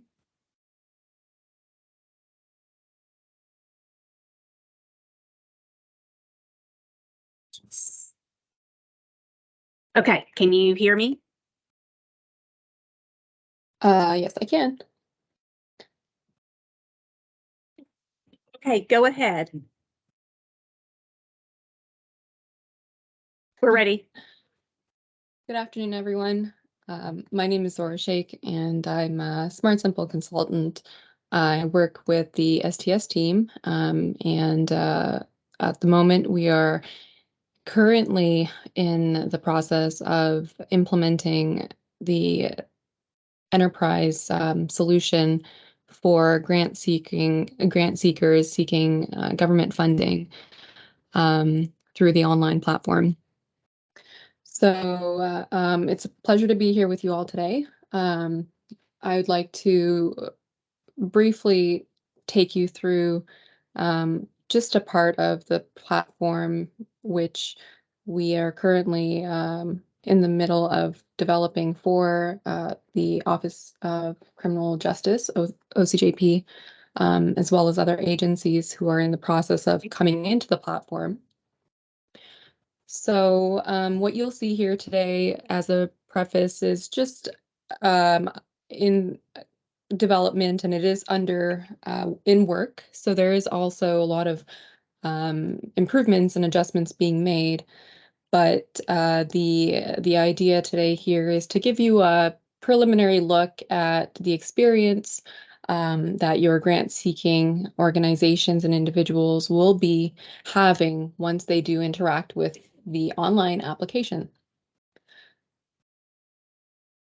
So to start us, let's go through the overall interaction from the get-go when a new subrecipient is access or provided access to the Smart Simple platform via a link or shared resource externally, they will be presented with a landing page that is the state-approved landing page for all agencies. And so this screen here is essentially their first experience with the Smart Simple platform.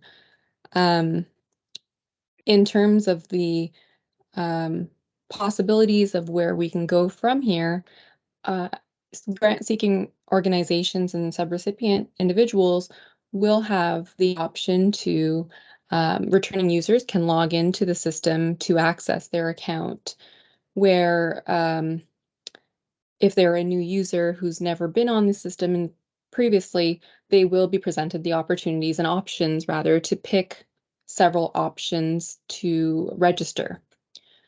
So the real benefit here is that with the online system is it's a platform that retains the application records in one place, and it also maximizes on the entered data from previous submissions, and it can be used on new applications that are submitted for state funding.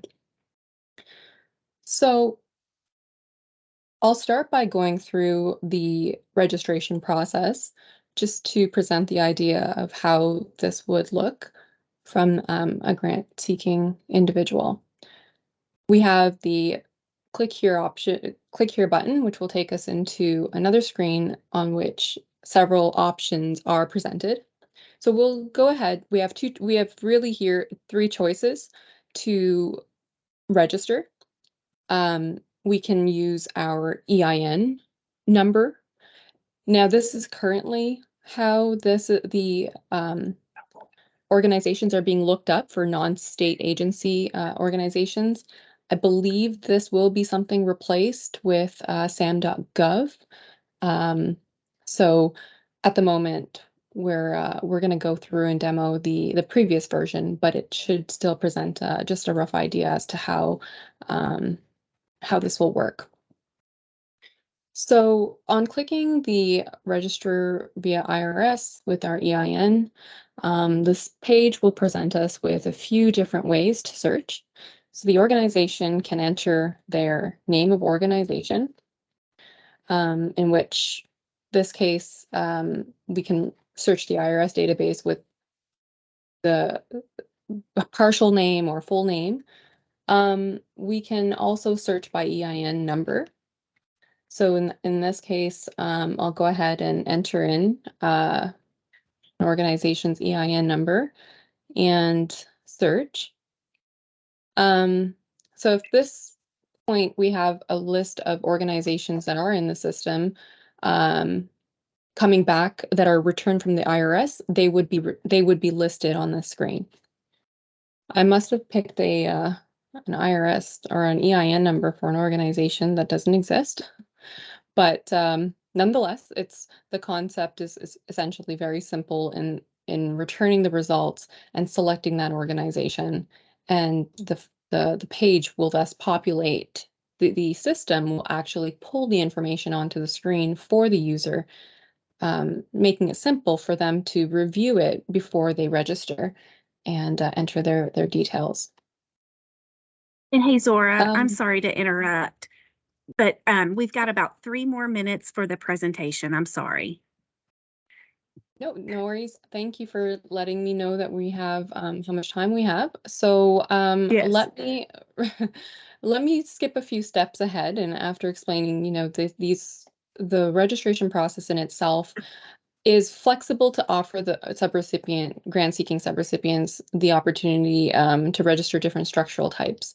Now, from within the system, what I want to highlight real quick before I hand it off to Havadar, who will talk about review and scoring, is that subrecipients will be able from their homepage and their portal to have access to get access into the applications that they have started in progress, funding opportunities that are open and available.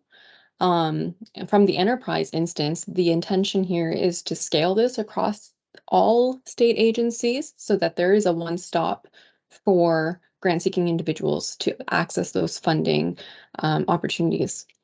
And so we can really go in a lot in depth in these areas, but just a brief overlook. I can access my organization directory where I have other staff users at my organization also participating on my application. We can access our activity reports and transactions simply from our homepage. And this is really, just a starting point to managing the application process and having that transparency of statuses and where my application is throughout the process of from when it's been drafted to the point it's been submitted, under reviewed, and a final decision has been made. So this here is just simply put a very basic application that we've created in the system. This covers the grant funding requirements, which are entered by program staff into Smart Simple and then made available on the form for the applicant to come in and start filling in their information. essentially replacing the previous versions of either Word documents or submitting forms through emails and other means.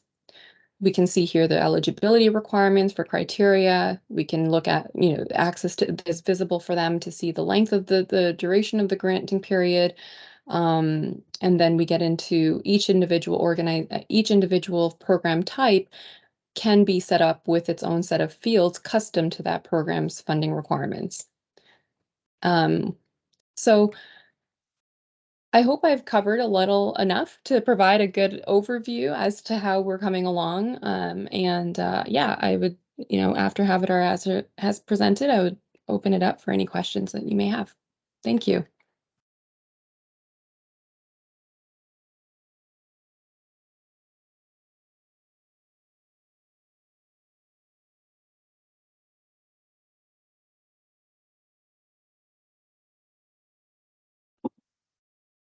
Hello, my name is Vidar Kadir. I'm a business analyst within Edison STS. This is the internal portal for the program managers and for OCJP. All the program managers, senior program manager, they will come into this portal as they log in. Once an application is submitted, it will go under the submitted tile, and a PM or a senior program manager could pick it up, put it under the internal review after reviewing everything that's been submitted from a budget and for all the supporting documentation, they'll put it under the review. And OCJP have this request that they want to assign program managers before they go forward. So they will assign a program manager to each application that's been submitted. That way, each program manager will know their workload. Once an application is done by the program internal review, they could send it to their fiscal review to submit it, or they will send it for and set it ready for a review. For OCJP, they have reviewers. They are internal and external to the state, and they could assign up to 15 reviewers to a solicitation. We have built in for them within the solicitation, before the solicitation is submitted to the public, they could go ahead and have their scoring and reviewing set for a solicitation or within their scoring and reviewing builder form. It is here, and these categories are generic to all their applications, but only those selected categories, any selected category will appear to the reviewer. Any that are not selected will not appear to the reviewer. And I'll go back to that solicitation. Now it's ready for scoring and reviewing. They'll assign a reviewer.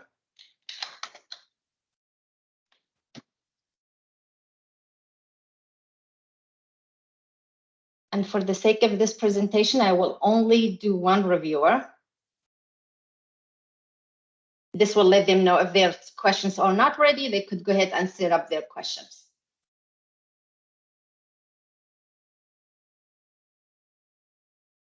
I will emulate a reviewer. Now a reviewer got an email notification letting him know that they need to go ahead and review the solicitation.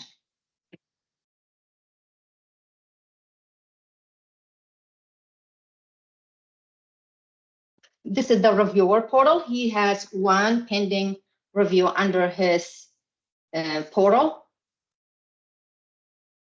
As the reviewer see these questions here, they will have an access to the application itself as a read only, where they could go per category and see each scoping session, any questions they are there, that's budget that been submitted, and then they'll score these application. And for the sake of this one, I will just go ahead and say yes.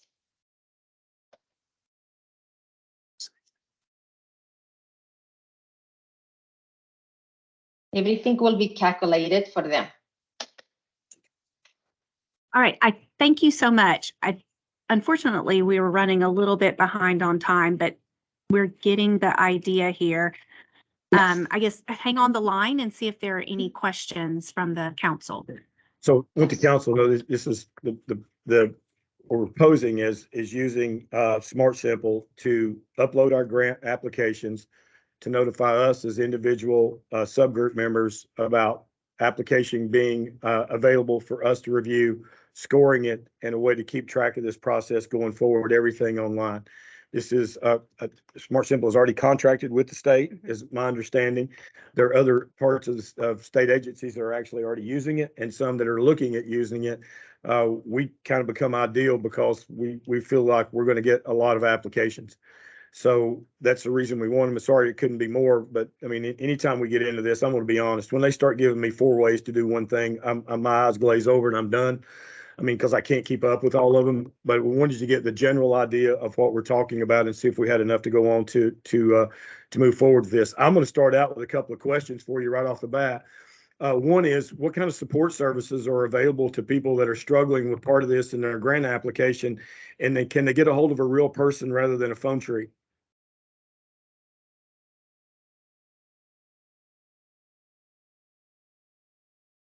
Yes. There will be Sorry. I wasn't sure if Everdar was going to answer, so I just spoke up. But yes, we have a help desk that will be on the portal for the subrecipients. We also have a help desk for the internal agencies. If we get that ticket and we're not understanding, we're going to pick up the phone and call the user. Okay.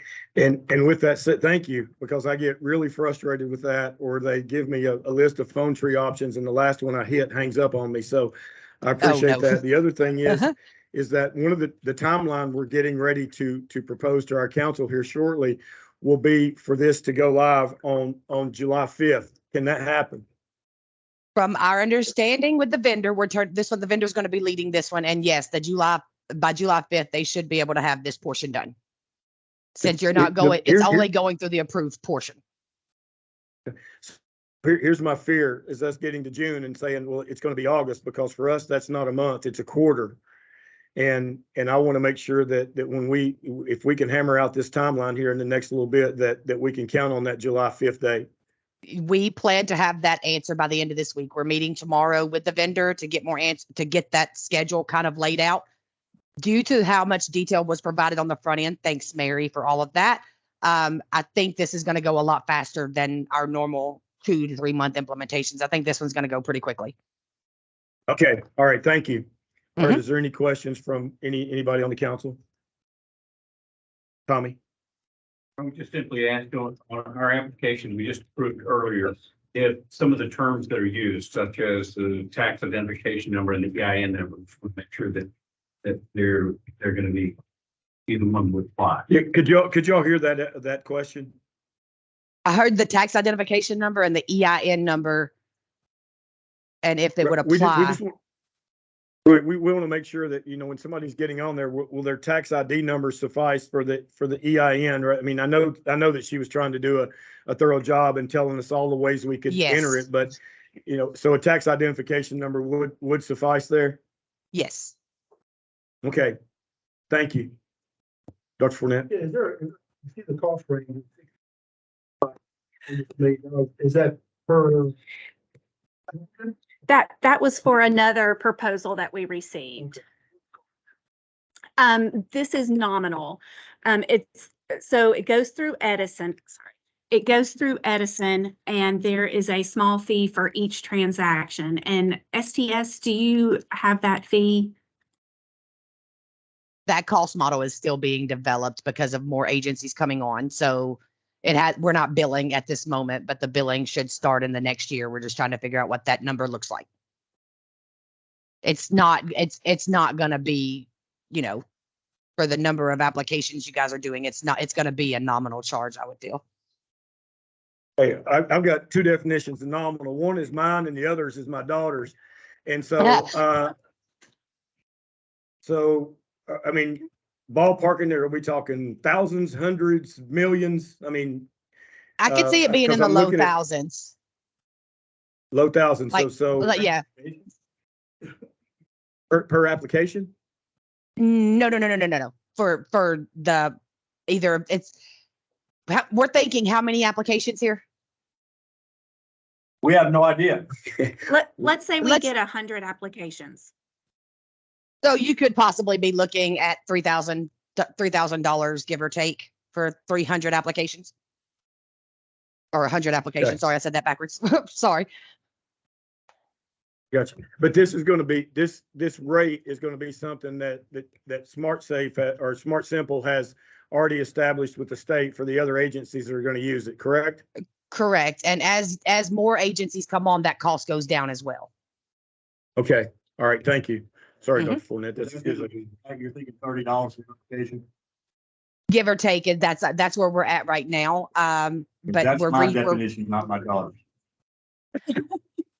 that's your Is definition of this what? customizable through our application? Because I saw Department of Justice and I see the Yes. Tennessee logo and all of that, but I mean, you guys are Some- gonna make this simple for our users, right?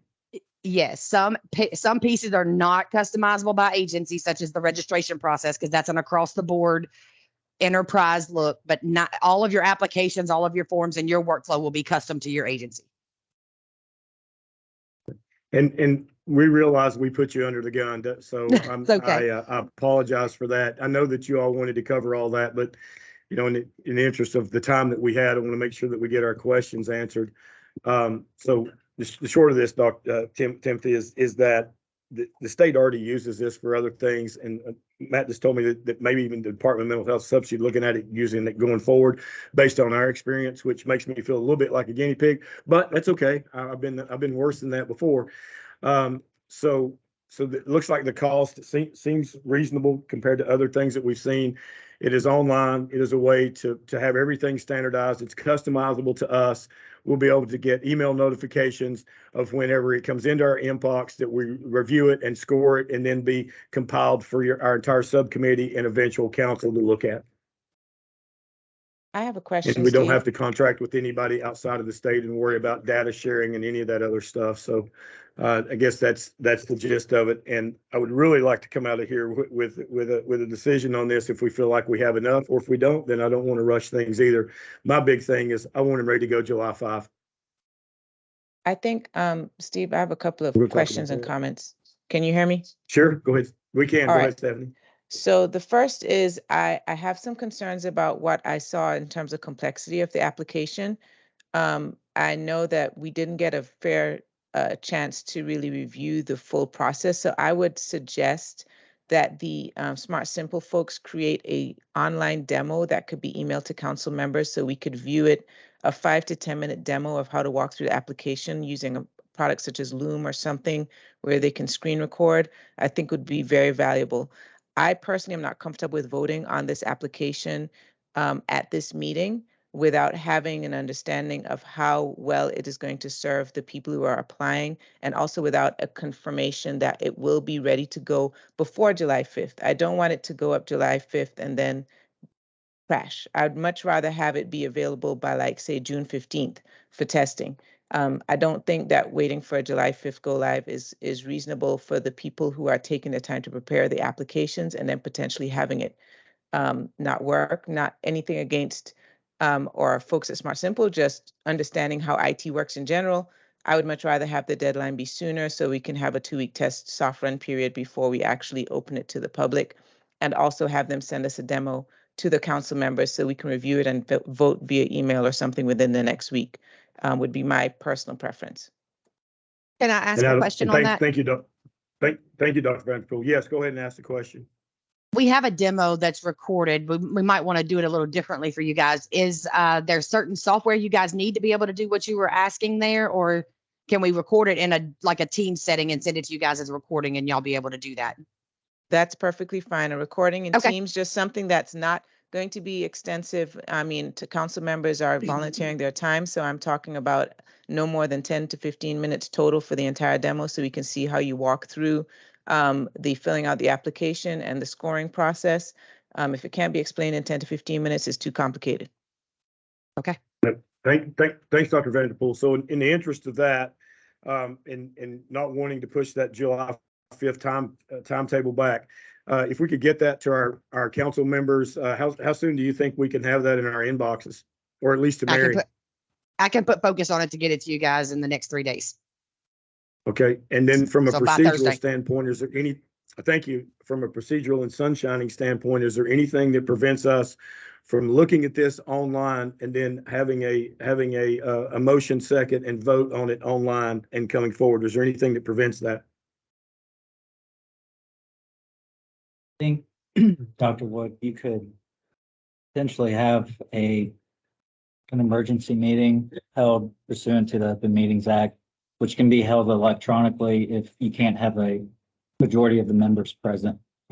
Somebody okay with, I've done that numerous times through COVID. It's actually, other than the long disclaimer, we have to meet because there's too many lawyers in the world. Sorry about that one. That was editorial.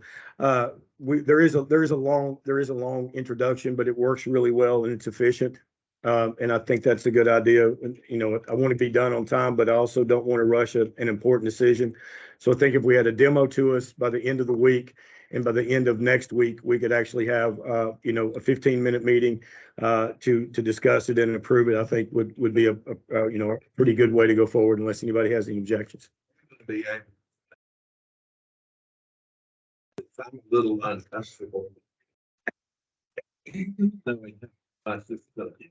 Those of you still online from Smart Simple, if you could nail down the cost for us a little bit more, we've got some skeptical dads who've been burned by daughters before, and we'd just like to have an idea. Is that possible?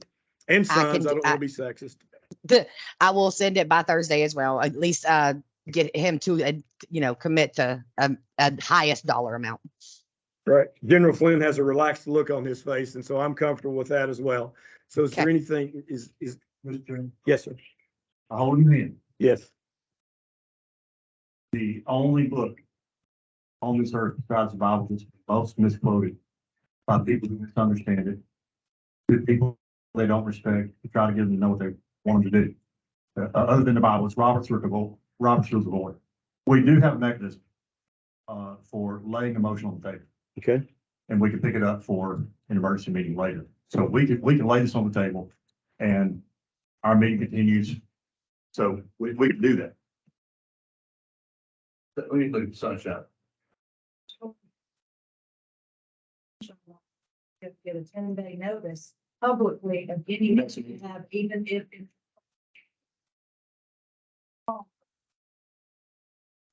Back, I don't know, stay. You do have to provide public notice. You also have to make a determination at the meeting that meeting by electronic means is a necessity. And that does have to be filed with the Secretary of State within 2 business days after the meeting. And that's what I was afraid of. That's why I said it. And you know, we just have to do what we have to do. I mean, it's the one thing that I've repeatedly told people, we're going to obey the rules. We are going to sunshine everything. If something like this comes up, we're going to handle it appropriately. So I think that that's the way that we would proceed. I appreciate that. We've got a parliamentary mechanism for taking stuff to further meeting, but our statutory requirements are our statutory requirements.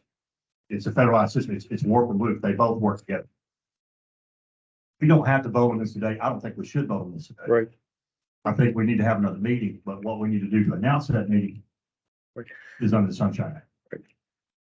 So what I would suggest we do is we listen to legal counsel here and follow exactly what they say. And we'll have to, you know, look at this in the time frame that we're allowed to look at it in as per Sunshine, although we can get the information to you ASAP. There's no rules around that. But then in the time frame that we have our emergency meeting, we'll follow, I would suggest that we just follow what General Counsel says. We'll get Mary to send out the proposed times. And if it pushes our day back a few days, we can't really help that. I mean, I don't want to do anything any different. I think that would be better than waiting for our next quarterly meeting. Yeah. For our next quarterly meeting, we've lost. We can't I wait. don't think we're prepared to vote for today. Right.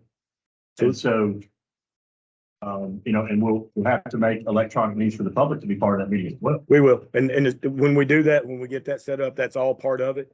And so the announcement will go out and there is a way because we had public comment at all of our board meetings that happened during COVID. So there is a way to do that. Is everybody okay with that going? I don't think we need a motion for that. Are you okay with proceeding like that? If nobody voices opposition, that's what we'll do. All right.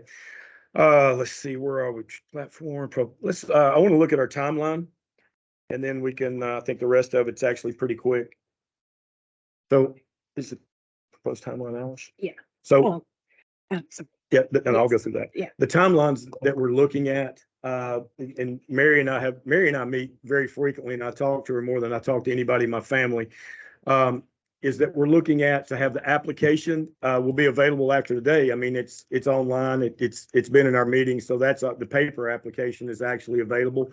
We'll have it available on our website May 1st, and then be ready to take applications July 5th, pending the results of what we just talked about. So that's the proposed timeline. If there's any discussion around that, and it may be that we have to alter that July 5th date based on what we have come out of our called emergency meeting.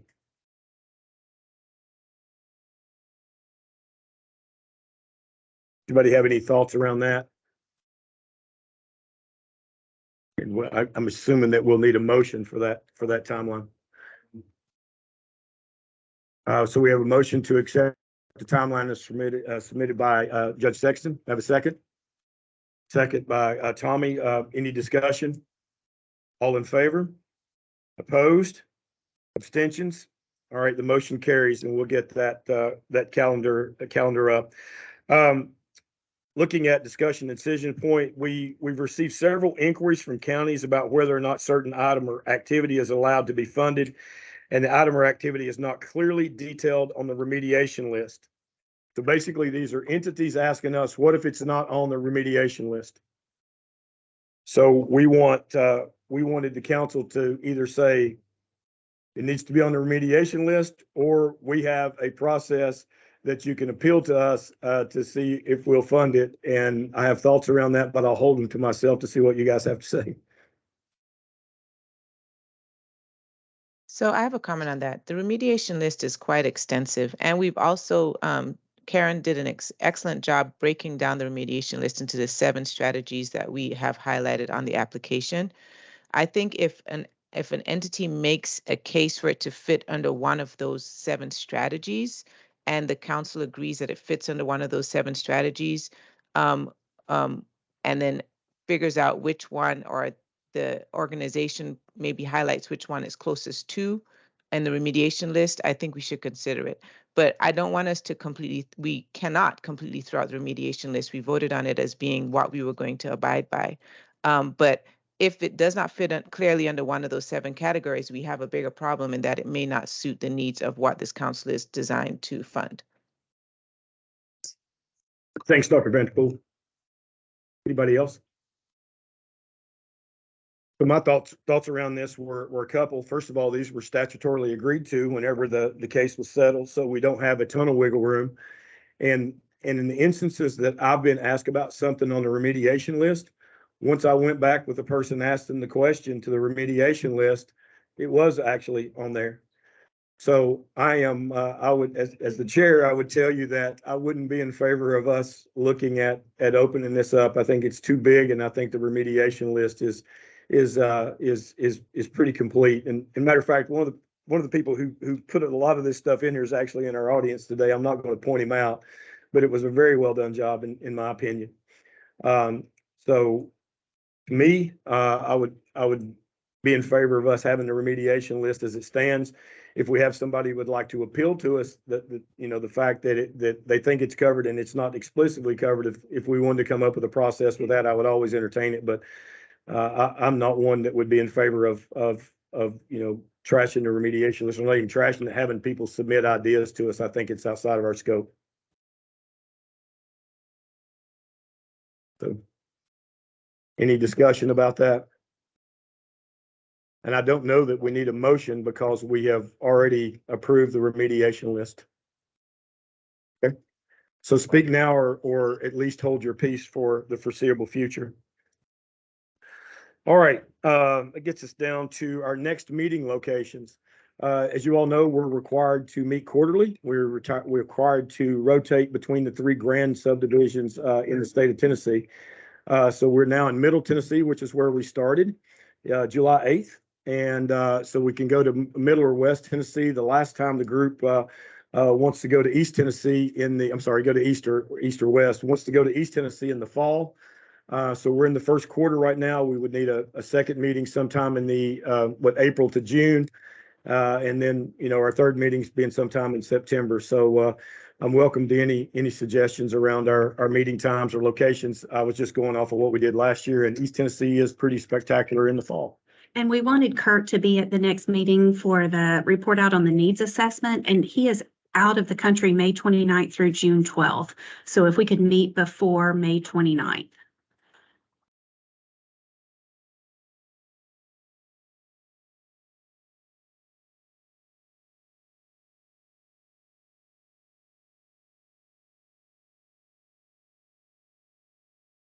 Want to do a doodle poll or one of those things? I can certainly, and the other thing that I don't have is Commissioner Williams' schedule in front of me. Yeah. So if it would be okay if I could get Commissioner Williams' schedule, then I'll get with Dr. Lloyd's schedule. And then I'll send out a doodle poll.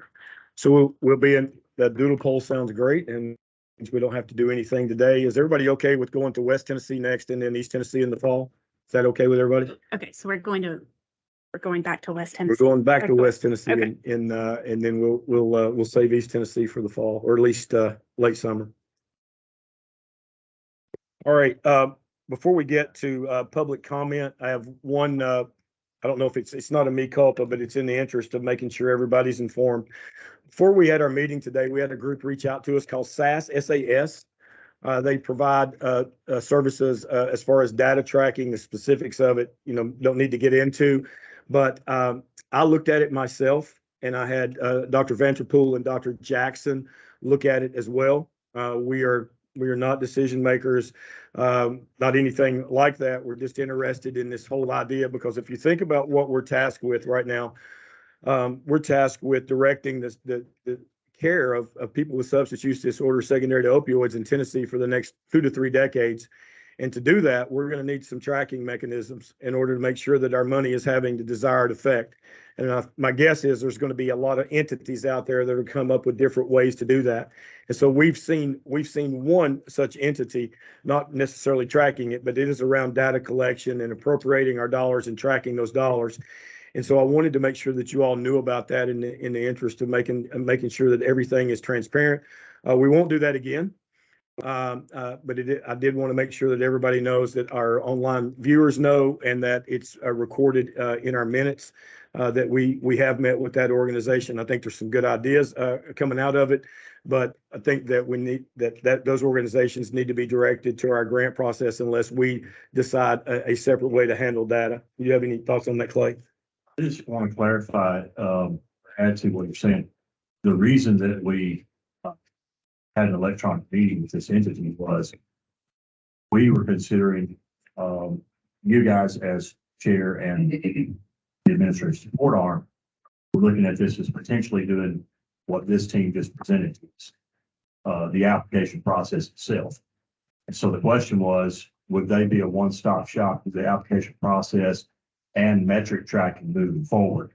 And so we took the meeting with that intent of seeing if it would be appropriate for them to be part of the application process. They quoted us, I think, somewhere between $400,000 and $900,000. We decided that was cost prohibitive. $30 starts to sound pretty good compared to that. And so these guys are pretty impressive. They operate in a bunch of different regions and states.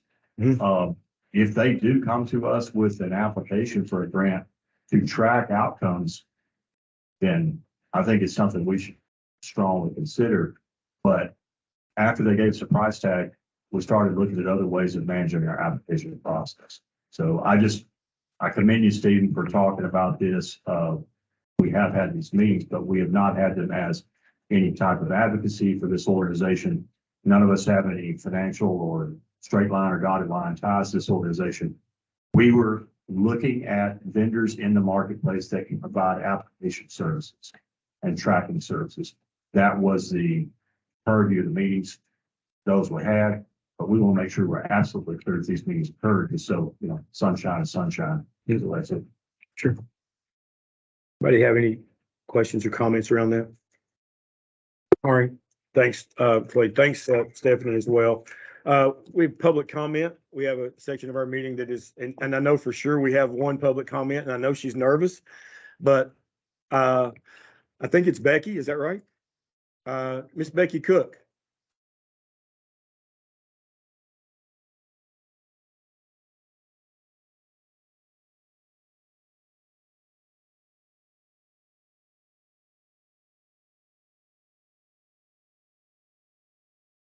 You're among friends. It's okay. You bet. You bet. Help people once they're in recovery. My son, had an almost 20-year addiction. It created $135,000 in back child support, 10,000 in court fines, losing his license. He is now, thank the good Lord, he's in recovery for 1.5 years. He's working, he's paying child support, he's doing what he's supposed to do. Until that $135,000 is paid off, my son cannot clown a child, by the way. So, I'm looking at a trust because I didn't want to leave my home and all that to a heroin addict. So I found out, though, from looking up the laws, they put a lien against him, child support. And until that $135,000 is paid off, he can own $5,000 worth of furniture, clothes, pots and pans, whatnot. He can own $3,000 worth of books and tools of the trade, etc. And if child support sees any other money, they can just take it. So they can access my trust when I'm gone, if he hasn't paid off that $135,000. Now, I've watched this destroy my family. He's got 5 children. They're wonderful children, but what is the far-reaching for them? What does all this say to them about the state they live in, their parents? After he started working, he called me one day. He said, they took my rent money. I said, well, who took the rent money? He said, Chelsea. I said, you're not paying them? He said, yeah. They're taking it out of my pay. But they found out he had a little money in the bank for rent. They didn't know what it was for, but they took it. Now he had to go down there and he got his money back. But one concern I have is, he's almost 40. And he just now starting out. Like an 18, 20-year-old. And these people that are stepping out nowadays, they're technical geniuses. He's a laborer. I don't think, he barely makes ends meet now. And I don't think that he's ever going to be able to pay off that $135,000. So that tells me for the rest of his life, all he can own is $8,000. That's got to change. Because that strong arm of the law with these just too much. That's just to trigger them. When they took his rent money, that was a trigger. Oh, yeah. When I die, they take the house. Oh my gosh, that's going to be a big trigger. So I'm just reaching out. There has to be some kind of level ground for him. He suffered.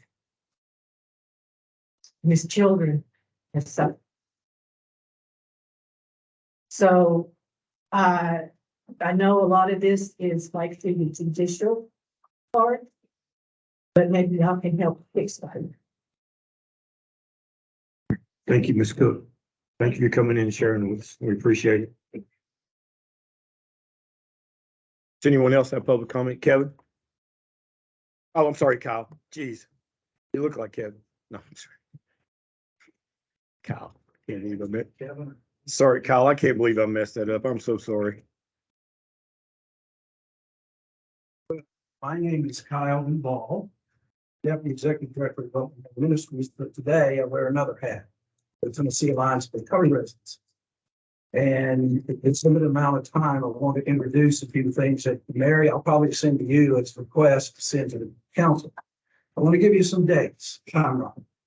2012, A primer on recovery residences of the United States was a foundational document that gave the definition of recovery housing, the National Alliance for Recovery Residents.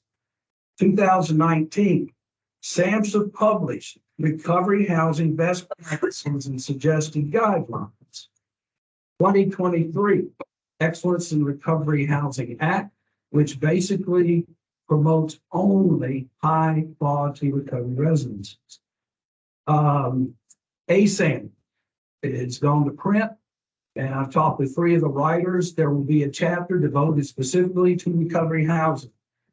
The thread that binds these all together, SAMHSA, the act I just mentioned, is the National Alliance for Recovery Residences. Now, 10R, we actually are in about 13 cities now. I think we just added another one yesterday, 1,200 beds. And 10R is an affiliate of the National Alliance for Recovery Residences.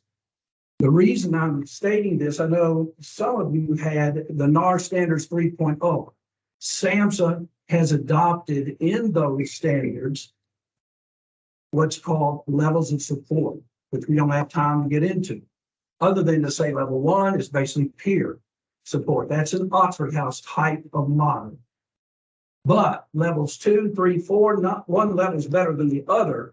It's just that it depends on the person's intensity of care. Mentioned Florida a while ago. I can mention California and numerous other cases that people have been bad actors. It has been precisely the alliances with the National Alliance for Recovery Residences that have led the fight for high quality recovery homes.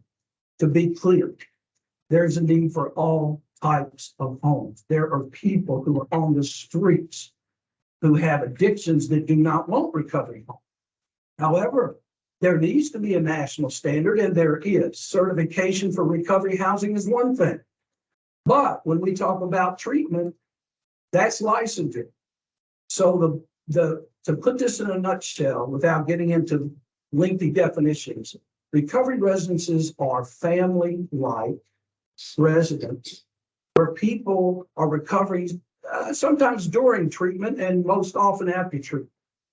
So for the sake of time, I won't get into all of this, but I want to provide this council with a plethora of information I think that will be helpful for you in the definition and how to support recovery. Thank you. All right. Thanks, Kyle.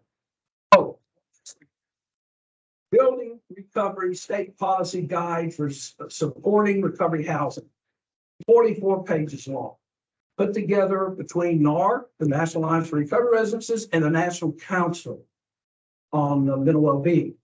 You will see legislation that Mr. Steve Poland, who's taken cases all the way to the Supreme Court, are listed here in terms of what other states are doing and what requirements for certification. Okay. Thank you. Thanks, Kyle.